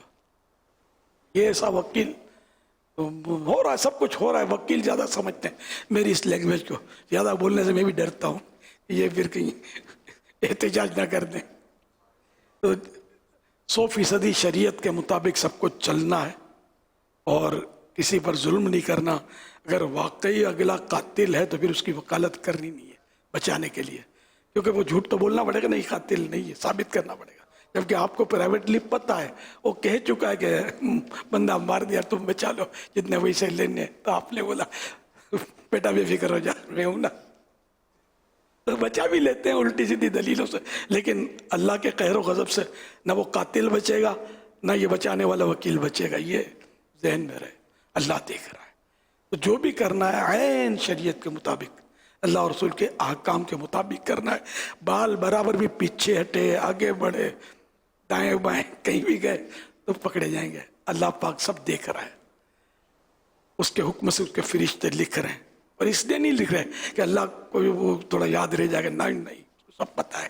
لکھنے سے پہلے پتہ ہے اور ہمیشہ سے پتہ ہے. کب سے پتہ ہے اس کا کوئی سرا ہی نہیں ہے، نہ آئندہ کے لیے کوئی سرا ہے، بس ہمیشہ پتہ ہے. ایک لمحے کے کروڑوں میں حصے کے لیے بھی اللہ پاک سے کوئی چیز جو ہے نا وہ پوشیدہ نہیں رہتی. ہر وقت ہر شے، ہر معاملہ اللہ جانتا ہے. اللہ پست سے پست آواز، دھیمی سے دھیمی آواز اللہ پاک سنتا ہے. کیڑی چلتی ہے نا، قدم اٹھاتی ہے، جیسے مثال ہم نہیں سنتے نا اس کے قدموں کی چاپ ہے اس کی بھی، ہم نہیں سنتے، اللہ سنتا ہے. اور وہ کانوں کے بغیر سنتا ہے، آنکھوں کے بغیر دیکھتا ہے. نہ کان کا محتاج نہ آنکھوں کا محتاج، اللہ ہے. اس لیے وکیل ہو یا کوئی بھی ہو، سب کو اپنے تاجر ہے تو گاہک کے ساتھ، وکیل ہے اس کے کلیمنٹ کے ساتھ، ڈاکٹر ہے تو اس کو اپنے پیشنٹ کے ساتھ، یا جو بھی مطلب سب کے ساتھ شریعت کے مطابق ہی چلنا ہے. آپ ہمارا یہ جو وکلاء برادری ہے ماشاءاللہ دعوت اسلامی سے بھی ایک سے ایک محبت کرنے والے ہیں. اللہ کا شکر ہے. آپ سے بھی بے حد محبت کرنے والے ہمیں ملتے ہیں. کیا انہیں آپ یہ مشورہ دیں گے کہ جب یہ کلائنٹ کا کوئی کیس لیتے ہیں تو سم ٹائم ان کو نہیں پتہ ہوتا کہ ہمارا کلائنٹ غلط ہے یا مجرم ہے یا خود یہی یہ مطلب کہ کرمنل ایکٹیویٹیز کر کر آیا، مگر تھوڑے ٹائم میں اس کو پتہ چل جاتا ہے کہ یار میرا کلائنٹ جو ہے یہ خود ہی مطلب کہ وہ اپنے کلائنٹ سے معذرت کر لے وکیل کہ یار میں تو سیدھی بات ہے کہ آپ کو انصاف دلانے کے لیے ہی میں نے کوشش کی تھی، لیکن یار آپ خود ہی میرے سامنے ہی آپ قصوروار ہو، غلطی پہ ہو. تو ایسا وکیل اگر اس طرح اپنے کلائنٹ سے معذرت کر لے، کیونکہ وہاں جو کلائنٹ سے وہ معذرت کر رہا ہے نا، گویا کہ یہ یوں سمجھیے کہ بہت بڑی فیس اپنے ہاتھ سے چھوڑ رہا ہے. ہو سکتا ہے کہ وہ پتہ چلنے پر کلائنٹ شاید اس کی فیس بڑھا بھی دے کہ یار میں آپ کو ڈبل پیسے دے دوں گا یار، مگر میرے کو نکالو آپ اس سے نا.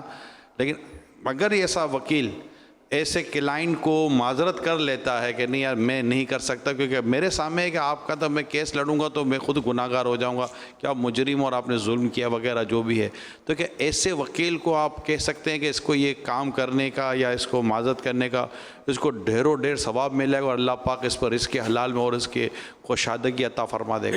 بے شک اس میں ایسا ہے کہ وکیل کو تو پتہ ہونا ضروری ہے. جیسے ڈاکٹر ہے نا، اس کو پتہ ہوگا کہ فلاں مرض ہے، جبھی تو اس کے مطابق وہ دوا دے گا اس کو. تو وکیل کو جب پتہ ہوگا کہ فلاں اس نے کام کیا ہے، اب وہ کھانچے ڈھونڈے گا نا کہ اس کو کس طرح سے میں نکالوں، تو میں سمجھ سکا ہوں. اب قاضی شورے رحمۃ اللہ تعالیٰ علیہ کی ایک حکایت یاد آ گئی. رحمۃ اللہ علیہ. قاضی شورے رحمۃ اللہ تعالیٰ علیہ کے پاس ان کے صاحبزادے بیٹے آئے اور کہا کہ ابا جان ایک بات آپ سے کرنی ہے. اب بولو بیٹا. مطلب میں آپ کو ایک بات بتاتا ہوں، اگر آپ کو لگے کہ میری فیور میں چیز جا رہی ہے تو آپ مطلب کہ مجھے کہہ دینا تو میں پھر مقدمہ آپ کی عدالت میں لے آؤں گا. تو کہا بیٹا بولیں. تو انہوں نے بتایا کہ میری فلاں سے یہ سارا معاملہ ہوا ہے، اب آپ کیا فرماتے ہیں؟ کہا بیٹا کل ہی کیس لے آؤ. بیٹا کل کیس لے گیا، دونوں فریقین جمع ہو گئے اور جب دونوں طرف کی سنی تو قاضی شورے علیہ رحمہ نے جو فیصلہ تھا وہ اپنے بیٹے کے خلاف سنا دیا. اور بیٹا ہکا بکا رہ گئے. بیٹے نے کہا ابا جان میں نے تو کل ہی آپ کو کہا تھا کہ آپ یوں، تو قاضی شورے علیہ رحمٰ نے فرمایا بیٹا مجھے تو کل ہی پتہ چل گیا تھا کہ غلطی آپ کی ہے، اب مجھے تو صرف انصاف کے تقاضے پورے کرنے تھے، عدل کے تقاضے پورے کرنے تھے. ماشاء اللہ. کیونکہ اگر انصاف نہیں کرتا نا تو اگلے پر تو ظلم ہو جائے گا نا، وہ جو ہے اس پر کارروائی ہوگی. تو یہ وکیل کو پتہ تو ہوتا ہی ہوگا، وکیل کو دھوکہ دے گا نہیں ورنہ اس کا کیس چلے گا ظاہر ہے. اس لیے وہ ہے پھر رشوت قدم قدم پر، اس میں ہے تو مسائل بہت مسائل ہیں. میں بعض وکیلوں سے ملا ہوں، حضور ہیں دعوت اسلامی کی، میں یوں کہہ سکتا ہوں کہ دعوت اسلامی کے دینی ماحول کی برکت اس کو کہوں گا کہ ایسے وکیلوں سے ملا ہوں جو دعوت اسلامی کے دینی ماحول کے قریب آئیں اور ان کی سوچوں میں اور ان کے مزاج میں بہت مثبت تبدیلی دیکھی ہے الحمدللہ. جی مدنی چینل کے ناظرین، ہم آپ کو اسکرین پر ایک لفظ دکھائیں گے اور پھر انشاءاللہ الکریم امیر اہل سنت سے اس کے متعلق کچھ مدنی پھول حاصل کریں گے. جی دکھائیں.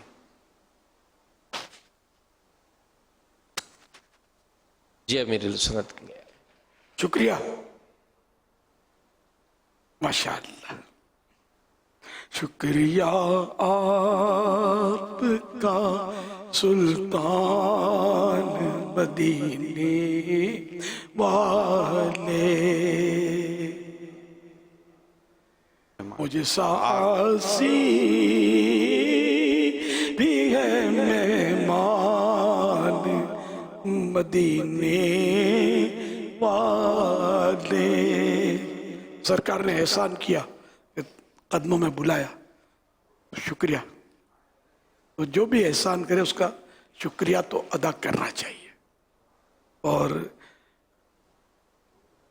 شکریہ ادا کرنا، شکر کرنا، نعمتوں کی حفاظت، بقا یعنی اس کے باقی رہنے اور اضافے میں بڑھوتری کا ذریعہ ہے. چنانچہ قرآن کریم میں لَإِن شَكَرْتُمْ لَأَزِيدَنَّكُمْ، آسان ترجمہ قرآن کنز العرفان، اگر تم میرا شکر ادا کرو گے تو میں تمہیں اور زیادہ عطا کروں گا. پارہ 13 سورہ ابراہیم آیت نمبر 7. قرآن کریم میں والدین کا شکریہ ادا کرنے کا حکم ہے. چنانچہ اللہ پاک نے اپنے ساتھ بندے کے والدین کا ذکر فرمایا اور ان کا شکر ادا کرنے کا حکم کیا. انشکر لی ولیوالدیک، آسان ترجمہ قرآن کنزُ العرفان کہ میرا اور اپنے والدین کا شکر ادا کرو.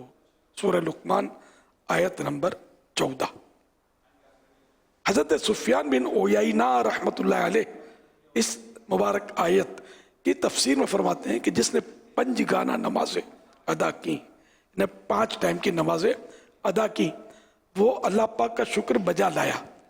اور جس نے 5 گانا نمازوں کے بعد والدین کے لیے دعائیں کی تو اس نے والدین کی شکر گزاری کی. یہ تفسیر بغوی کے حوالے سے صراط الجنان میں لکھا ہے. یہ میں صراط الجنان سے سب آپ کو پیش کر رہا ہوں.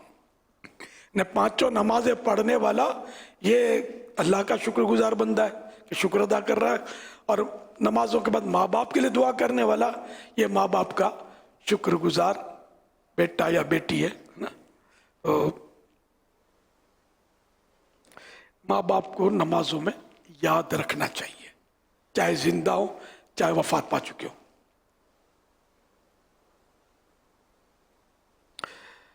لوگوں کا شکریہ ادا کرنا شریعت کو بھی پسند ہے.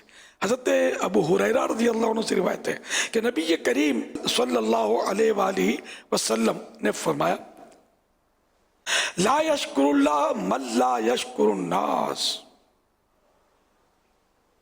جو لوگوں کا شکر ادا نہیں کرتا وہ اللہ پاک کا بھی شکر ادا نہیں کرتا.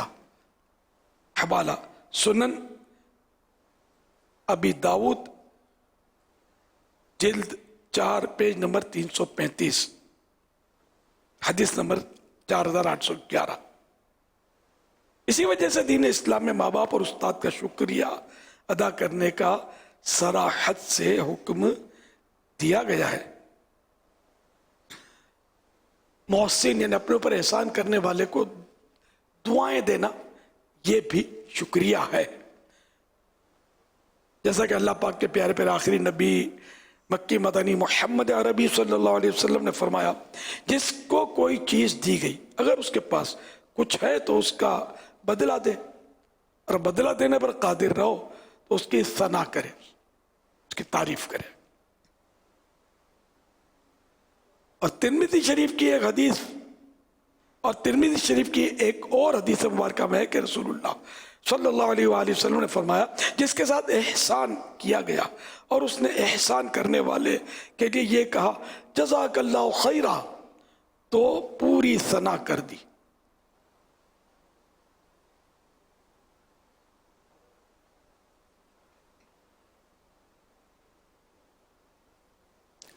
بخاری شریف کی حدیث مبارکہ میں ہے کہ سرکار نامدار صلی اللہ علیہ وآلہ وسلم فرماتے ہیں کہ میں نے دیکھا کہ اکثر دوزخی عورتیں ہیں. عرض کی کیوں یا رسول اللہ صلی اللہ علیہ وآلہ وسلم؟ فرمایا کہ کفر کرتی ہیں. عرض کی گئی اللہ پاک کے ساتھ کفر کرتی ہیں؟ فرمایا شوہر کے ساتھ. فرمایا شوہر کی ناشکری کرتی ہیں اور احسان کا کفران کرتی ہیں. ناشکری کفران کے معنی ناشکری کرتی ہیں. اگر تو اس کے ساتھ عمر بھر احسان کرے پھر کوئی بات بھی خلاف مزاج دیکھے کہے گی میں نے کبھی کوئی بھلائی تم سے دیکھی ہی نہیں.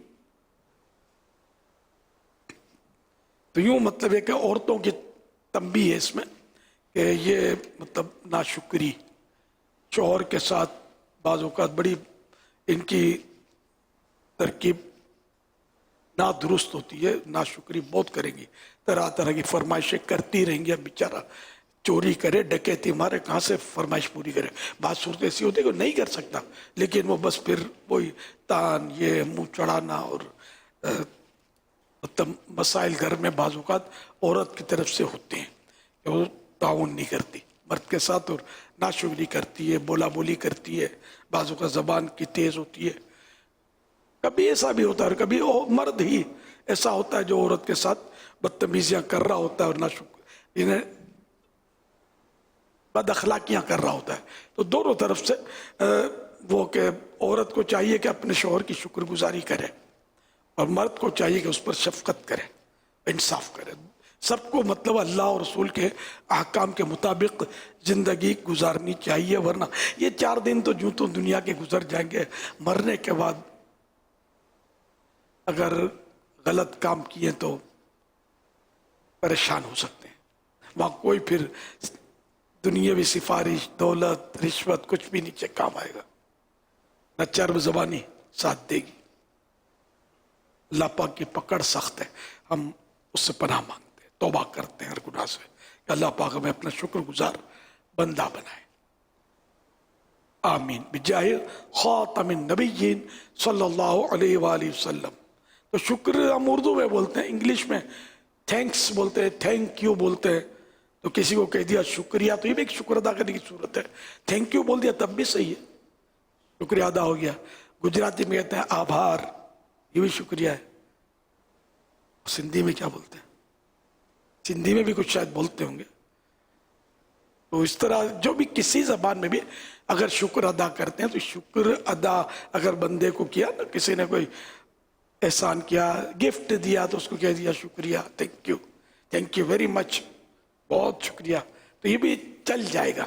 تاہم یہ کہ وہ جزاک اللہ خیرہ، یہ حدیث پاک میں جو بیان کیا گیا، یہ دی بیسٹ شکریہ ادا کرنے کے الفاظ میں جزاک اللہ خیرہ.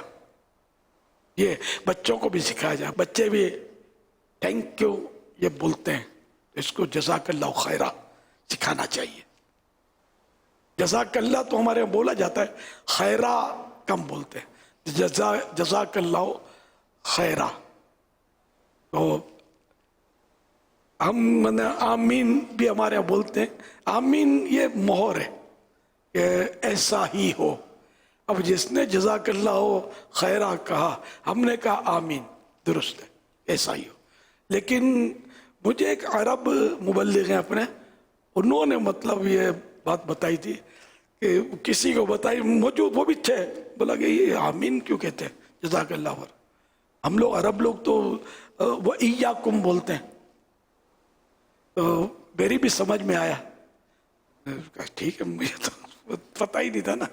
تو یہ وَإِيَّاكُمْ، تو جزاک اللہ خیرہ، تو ہم نے کہا وَإِيَّاكُمْ، اور تم کو بھی اللہ تعالیٰ بہتر بدلہ دے. تو یہ مطلب ایک اس کو اچھا لگے گا نا کہ تم نے جب مجھے دعا دی جزاک اللہ، تو ایک دعا اس کا ثواب تو ملے گا، تو اللہ اس دعا کا تمہیں بہتر بدلہ دے. اس لیے ہمارے یہاں آمین، اللہم آمین وَإِيَّاكُمْ، آمین وَإِيَّاكُمْ، یہ بھی بعض صاحب کہتے ہیں، جو درست ہے. مطلب یہ کہ ایک اچھی چیز ہے. اگرچہ احادیث میں یہ نہ آمین کا پڑھا ہے نہ وَإِيَّاكُمْ کا پڑھا ہے میں نے، لیکن جو مسلمانوں میں اچھے الفاظ رائج ہوں تو کیا حرج ہے اس میں.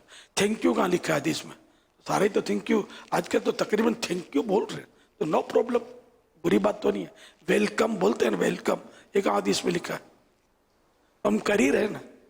مرحبا یا مصطفیٰ، اس میں کیوں جھٹکا لگتا ہے؟ حدیث میں نہیں لکھا ہے.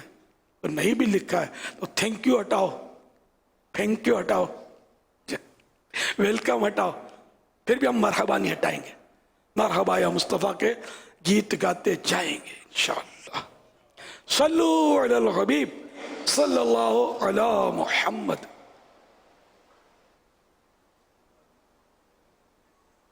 مولاي صل وسلم دائما أبدا على حبيبك خير الخلق كلهم.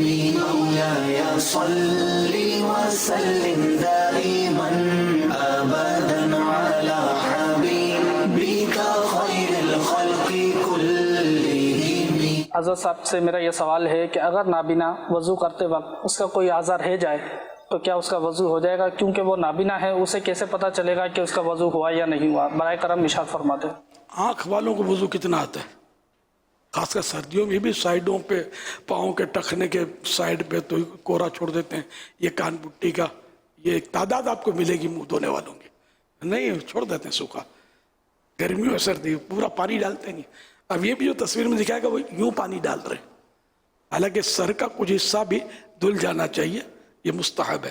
تو پانی اوپر سے آ کر نیچے آئے، یہ سب کو دھوتا آئے گا نا. اچھا، اور ہاتھ دھونے میں بھی آدھے بازو تک دھونا یہ مستحب ہے. تو اس طرح مطلب لائے پانی کہ یہ آدھے بازو سے یہ سب دھلے. खैर, तो अब यह कि नाबीना भी यहाँ बीना के हुक्म में ही है, उसने भी हर उज़्व धोना है, किसी रुए की नोक भी पानी बहने से न रह जाए, इसके लिए भी ये मसला है। अगर ये भूल गया और कंफर्म हो गया कि भूल गया था तो ये तो वुज़ू तो इसका ना हुआ।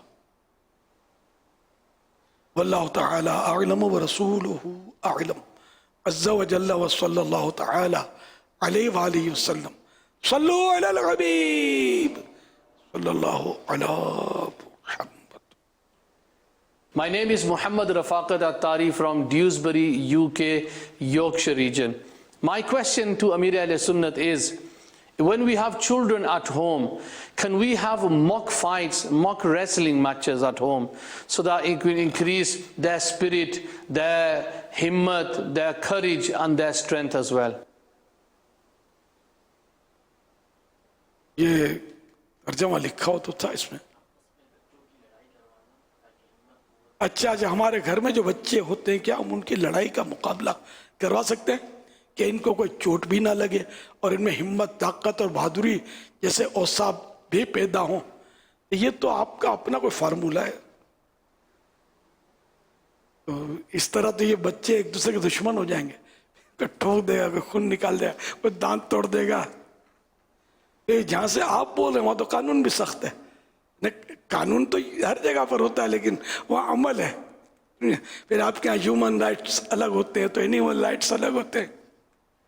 तो वैसे भी ये तरीका गलत है कि बच्चों को आपस में लड़वाओ तो एक दूसरे को मारे पीटे और इनमें यूँ हिम्मत आएगी और मारने का गुर आएगा। तो ये अब तो मतलब वो दौर चला गया। पहले लोग कराटे पराटे और इससे थोड़ा अपना चलो भाई डिफेंस होगा, अब तो वो गोली मारते कराटे बाज को भी कलाबाजी खिला देते। इसमें क्या कराटे की जरूरत होती है? अल्लाह पाक आमने नसीब फरमाए। बहरहाल ये तरीका गलत है, ऐसा नहीं करना चाहिए। इसको कुरान करीम सिखाएं, दुरूद व सलाम सिखाएं, आयतें सिखाएं हिफाजत के लिए। और भी तो औरात वज़ाइफ ये भी तो चीज़ें होती हैं ना, आयतें ऐसी होती हैं, ऐसे अल्लाह के नाम होते हैं, वो सिखाएं इनको कि जिससे इनकी हिफाजत हो, ना कि ये मारा मारी सिखाएं। सल्लु अलल हबीब सल्लल्लाहु अला मुहम्मद सल्लल्लाहु अलैहि वसल्लम। सोशल मीडिया पर एक सवाल आया है कि प्यारे आका सल्लल्लाहु ताला अलैहि वसल्लम को अपने नवासों बिलखुसूस इमाम हुसैन रदी अल्लाह ताला अन्हु से कैसी मोहब्बत थी?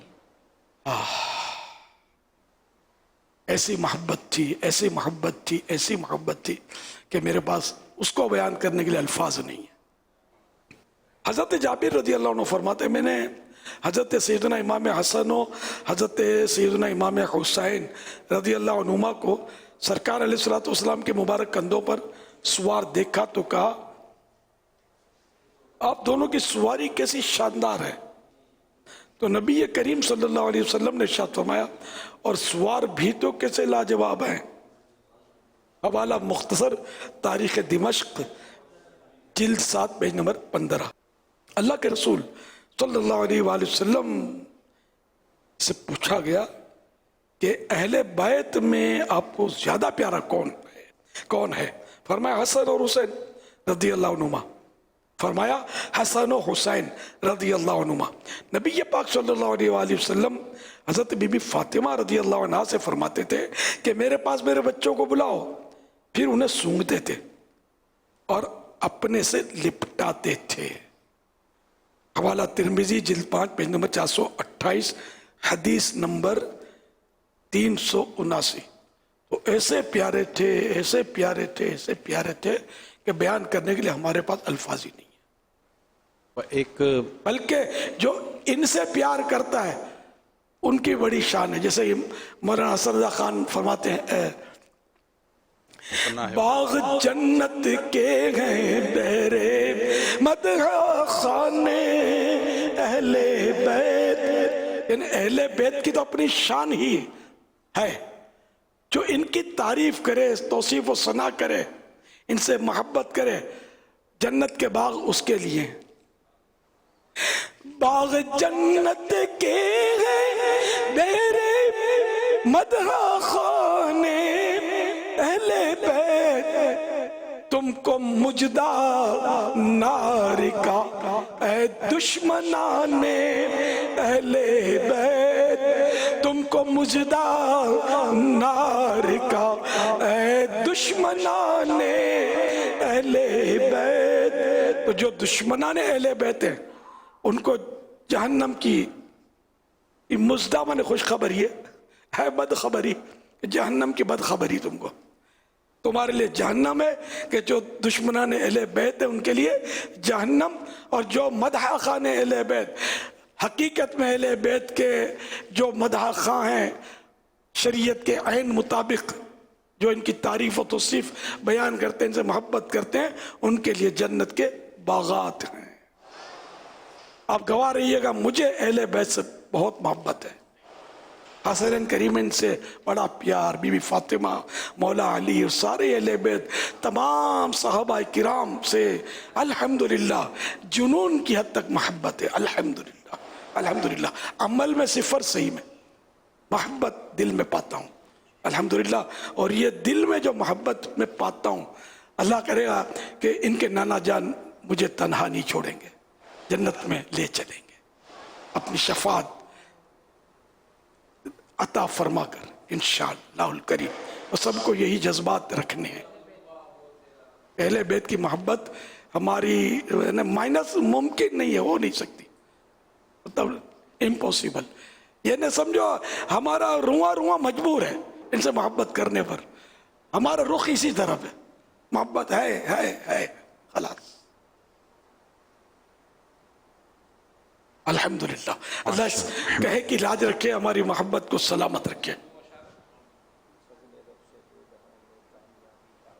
صلو علی الحبیب صلی اللہ علیہ. فضل رب سے دو جہاں میں کامیابی پائے گا، فضل رب سے دو جہاں میں کامیابی پائے گا. دل سے جو شیدا ہوا، دل سے جو شیدا ہوا، اصحاب و اہل بیت کا کیوں نہ ہو رتبہ بڑا، اصحاب و اہل بیت کا جینا مرنا ان کی الفت میں ہو یا رب، اور ہو جینا مرنا ان کی الفت میں ہو یا رب، اور ہو قرب جنت میں عطا، قرب جنت میں عطا، اصحاب و اہل بیت کا کیوں نہ ہو رتبہ بڑا، اصحاب و اہل بیت کا کیوں نہ ہو رتبہ بڑا، اصحاب و اہل بیت کا.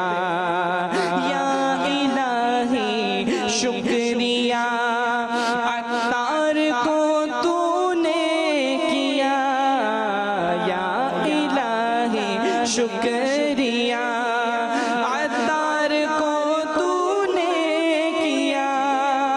شعر گو مدح سرا، شعر گو مدح سرا، اصحاب و اہل بیت کا کیوں نہ ہو رتبہ بڑا، اصحاب و اہل بیت کا ہے خدا مصطفیٰ، اصحاب و اہل بیت کا.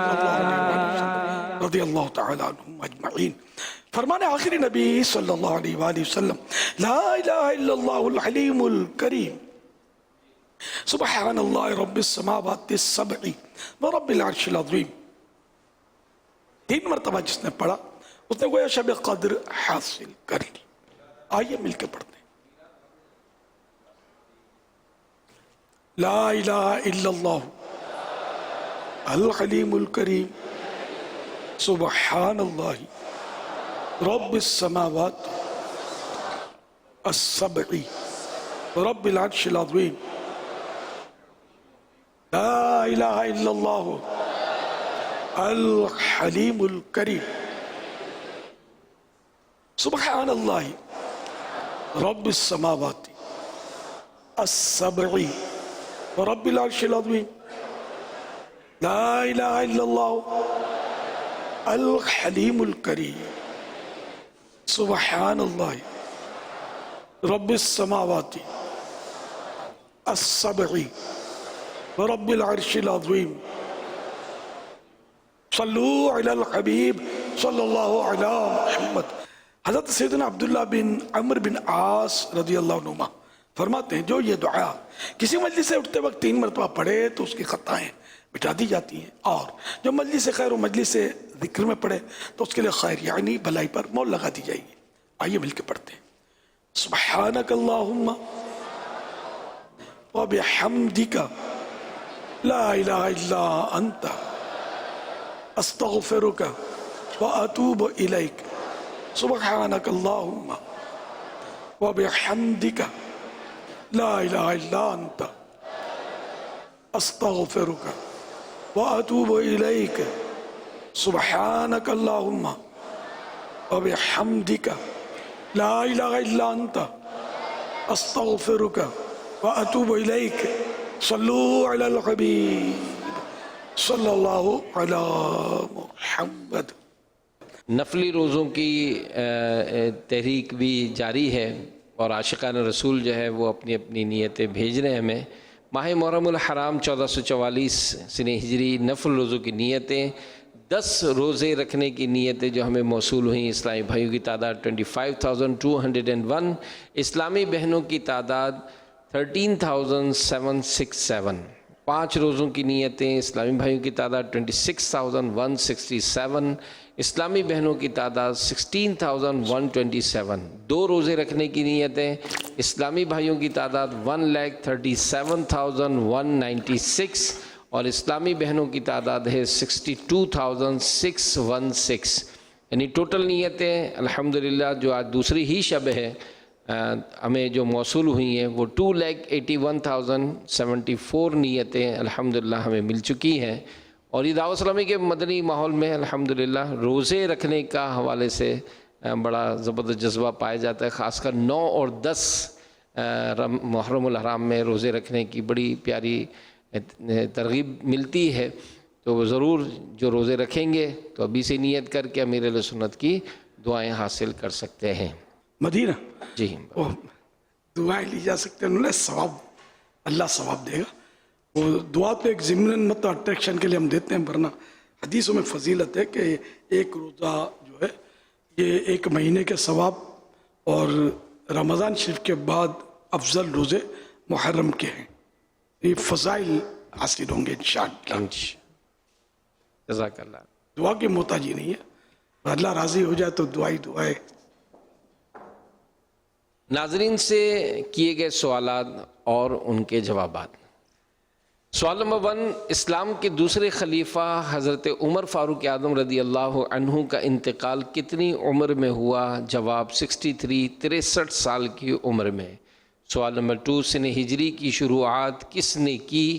جواب حضرت عمر فاروق اعظم رضی اللہ عنہ نے. سوال نمبر 3، حدیث پاک کے مطابق وہ کون سی 2 نعمتیں ہیں جن کے بارے میں لوگ غفلت میں ہیں؟ جواب فراغت اور صحت. درست جوابات دینے والوں کے سلیکٹڈ نام: بنت ممتاز اسلام آباد، بنت عبد القادر کراچی، یعقوب بن محمد ایوب اتاری شہداد کوٹ، بنت نذیر اتاریہ، بنت محمد اسلم منڈی بہاؤدین، بنت ارباب سندھ، بنت قریشی ڈیرہ غازی خان. ان سلیکٹڈ ناموں سے قرآن اندازی نے ڈرا کے ذریعے نکلنے والا نام محمد یعقوب بن محمد ایوب اتاری شہداد کوٹ. ان کو تحفے میں 12 ماہ کی ماہنامہ فیضان مدینہ کی بکنگ دی جائے گی. یہ اپنا نام یا جس کا بھی نام پیش کریں ان کو 12 ماہ تک گھر پر یا ان کے جو پوسٹل ایڈریس ہوگا ماہنامہ فیضان مدینہ کلر یہ پہنچایا جائے گا انشاءاللہ الکریم. ناظرین سے جو مزید سوالات ہیں اور یہ سوالات آپ نے کل اذان عشاء تک بھیج سکتے ہیں. اسلامی بہنیں محرم کا نام اور نمبر لکھیں. اسلامی بہنیں اپنا نام لکھنے کے بجائے کنیت لکھیں، یعنی ام فلاں یا بنت فلاں. سوال نمبر 1، اللہ پاک نے قرآن کریم میں اپنے شکر کے ساتھ کن کا شکر کرنے کا حکم فرمایا ہے؟ سوال نمبر 2، مراد نبی کن صحابی کو کہا جاتا ہے؟ سوال نمبر 3، رات بھر الٹا پڑا رہنے والا جوتا کس کا تخت ہوتا ہے؟ صلو علی الحبیب صلی اللہ تعالی علی محمد۔ الحمدللہ مدنی شہر کے ناظرین، یوم شجر کاری پلانٹیشن ڈے یہ کل سے شروع ہو رہا ہے، اور ایک بڑا خوبصورت پیکیج جو ہے وہ ہمارے رکن شورا نے ریکارڈ بھی کرایا ہے۔ آئیے ہم آپ کو وہ پیکیج دکھاتے ہیں۔ درخت لگاؤ لگاؤ درخت لگاؤ۔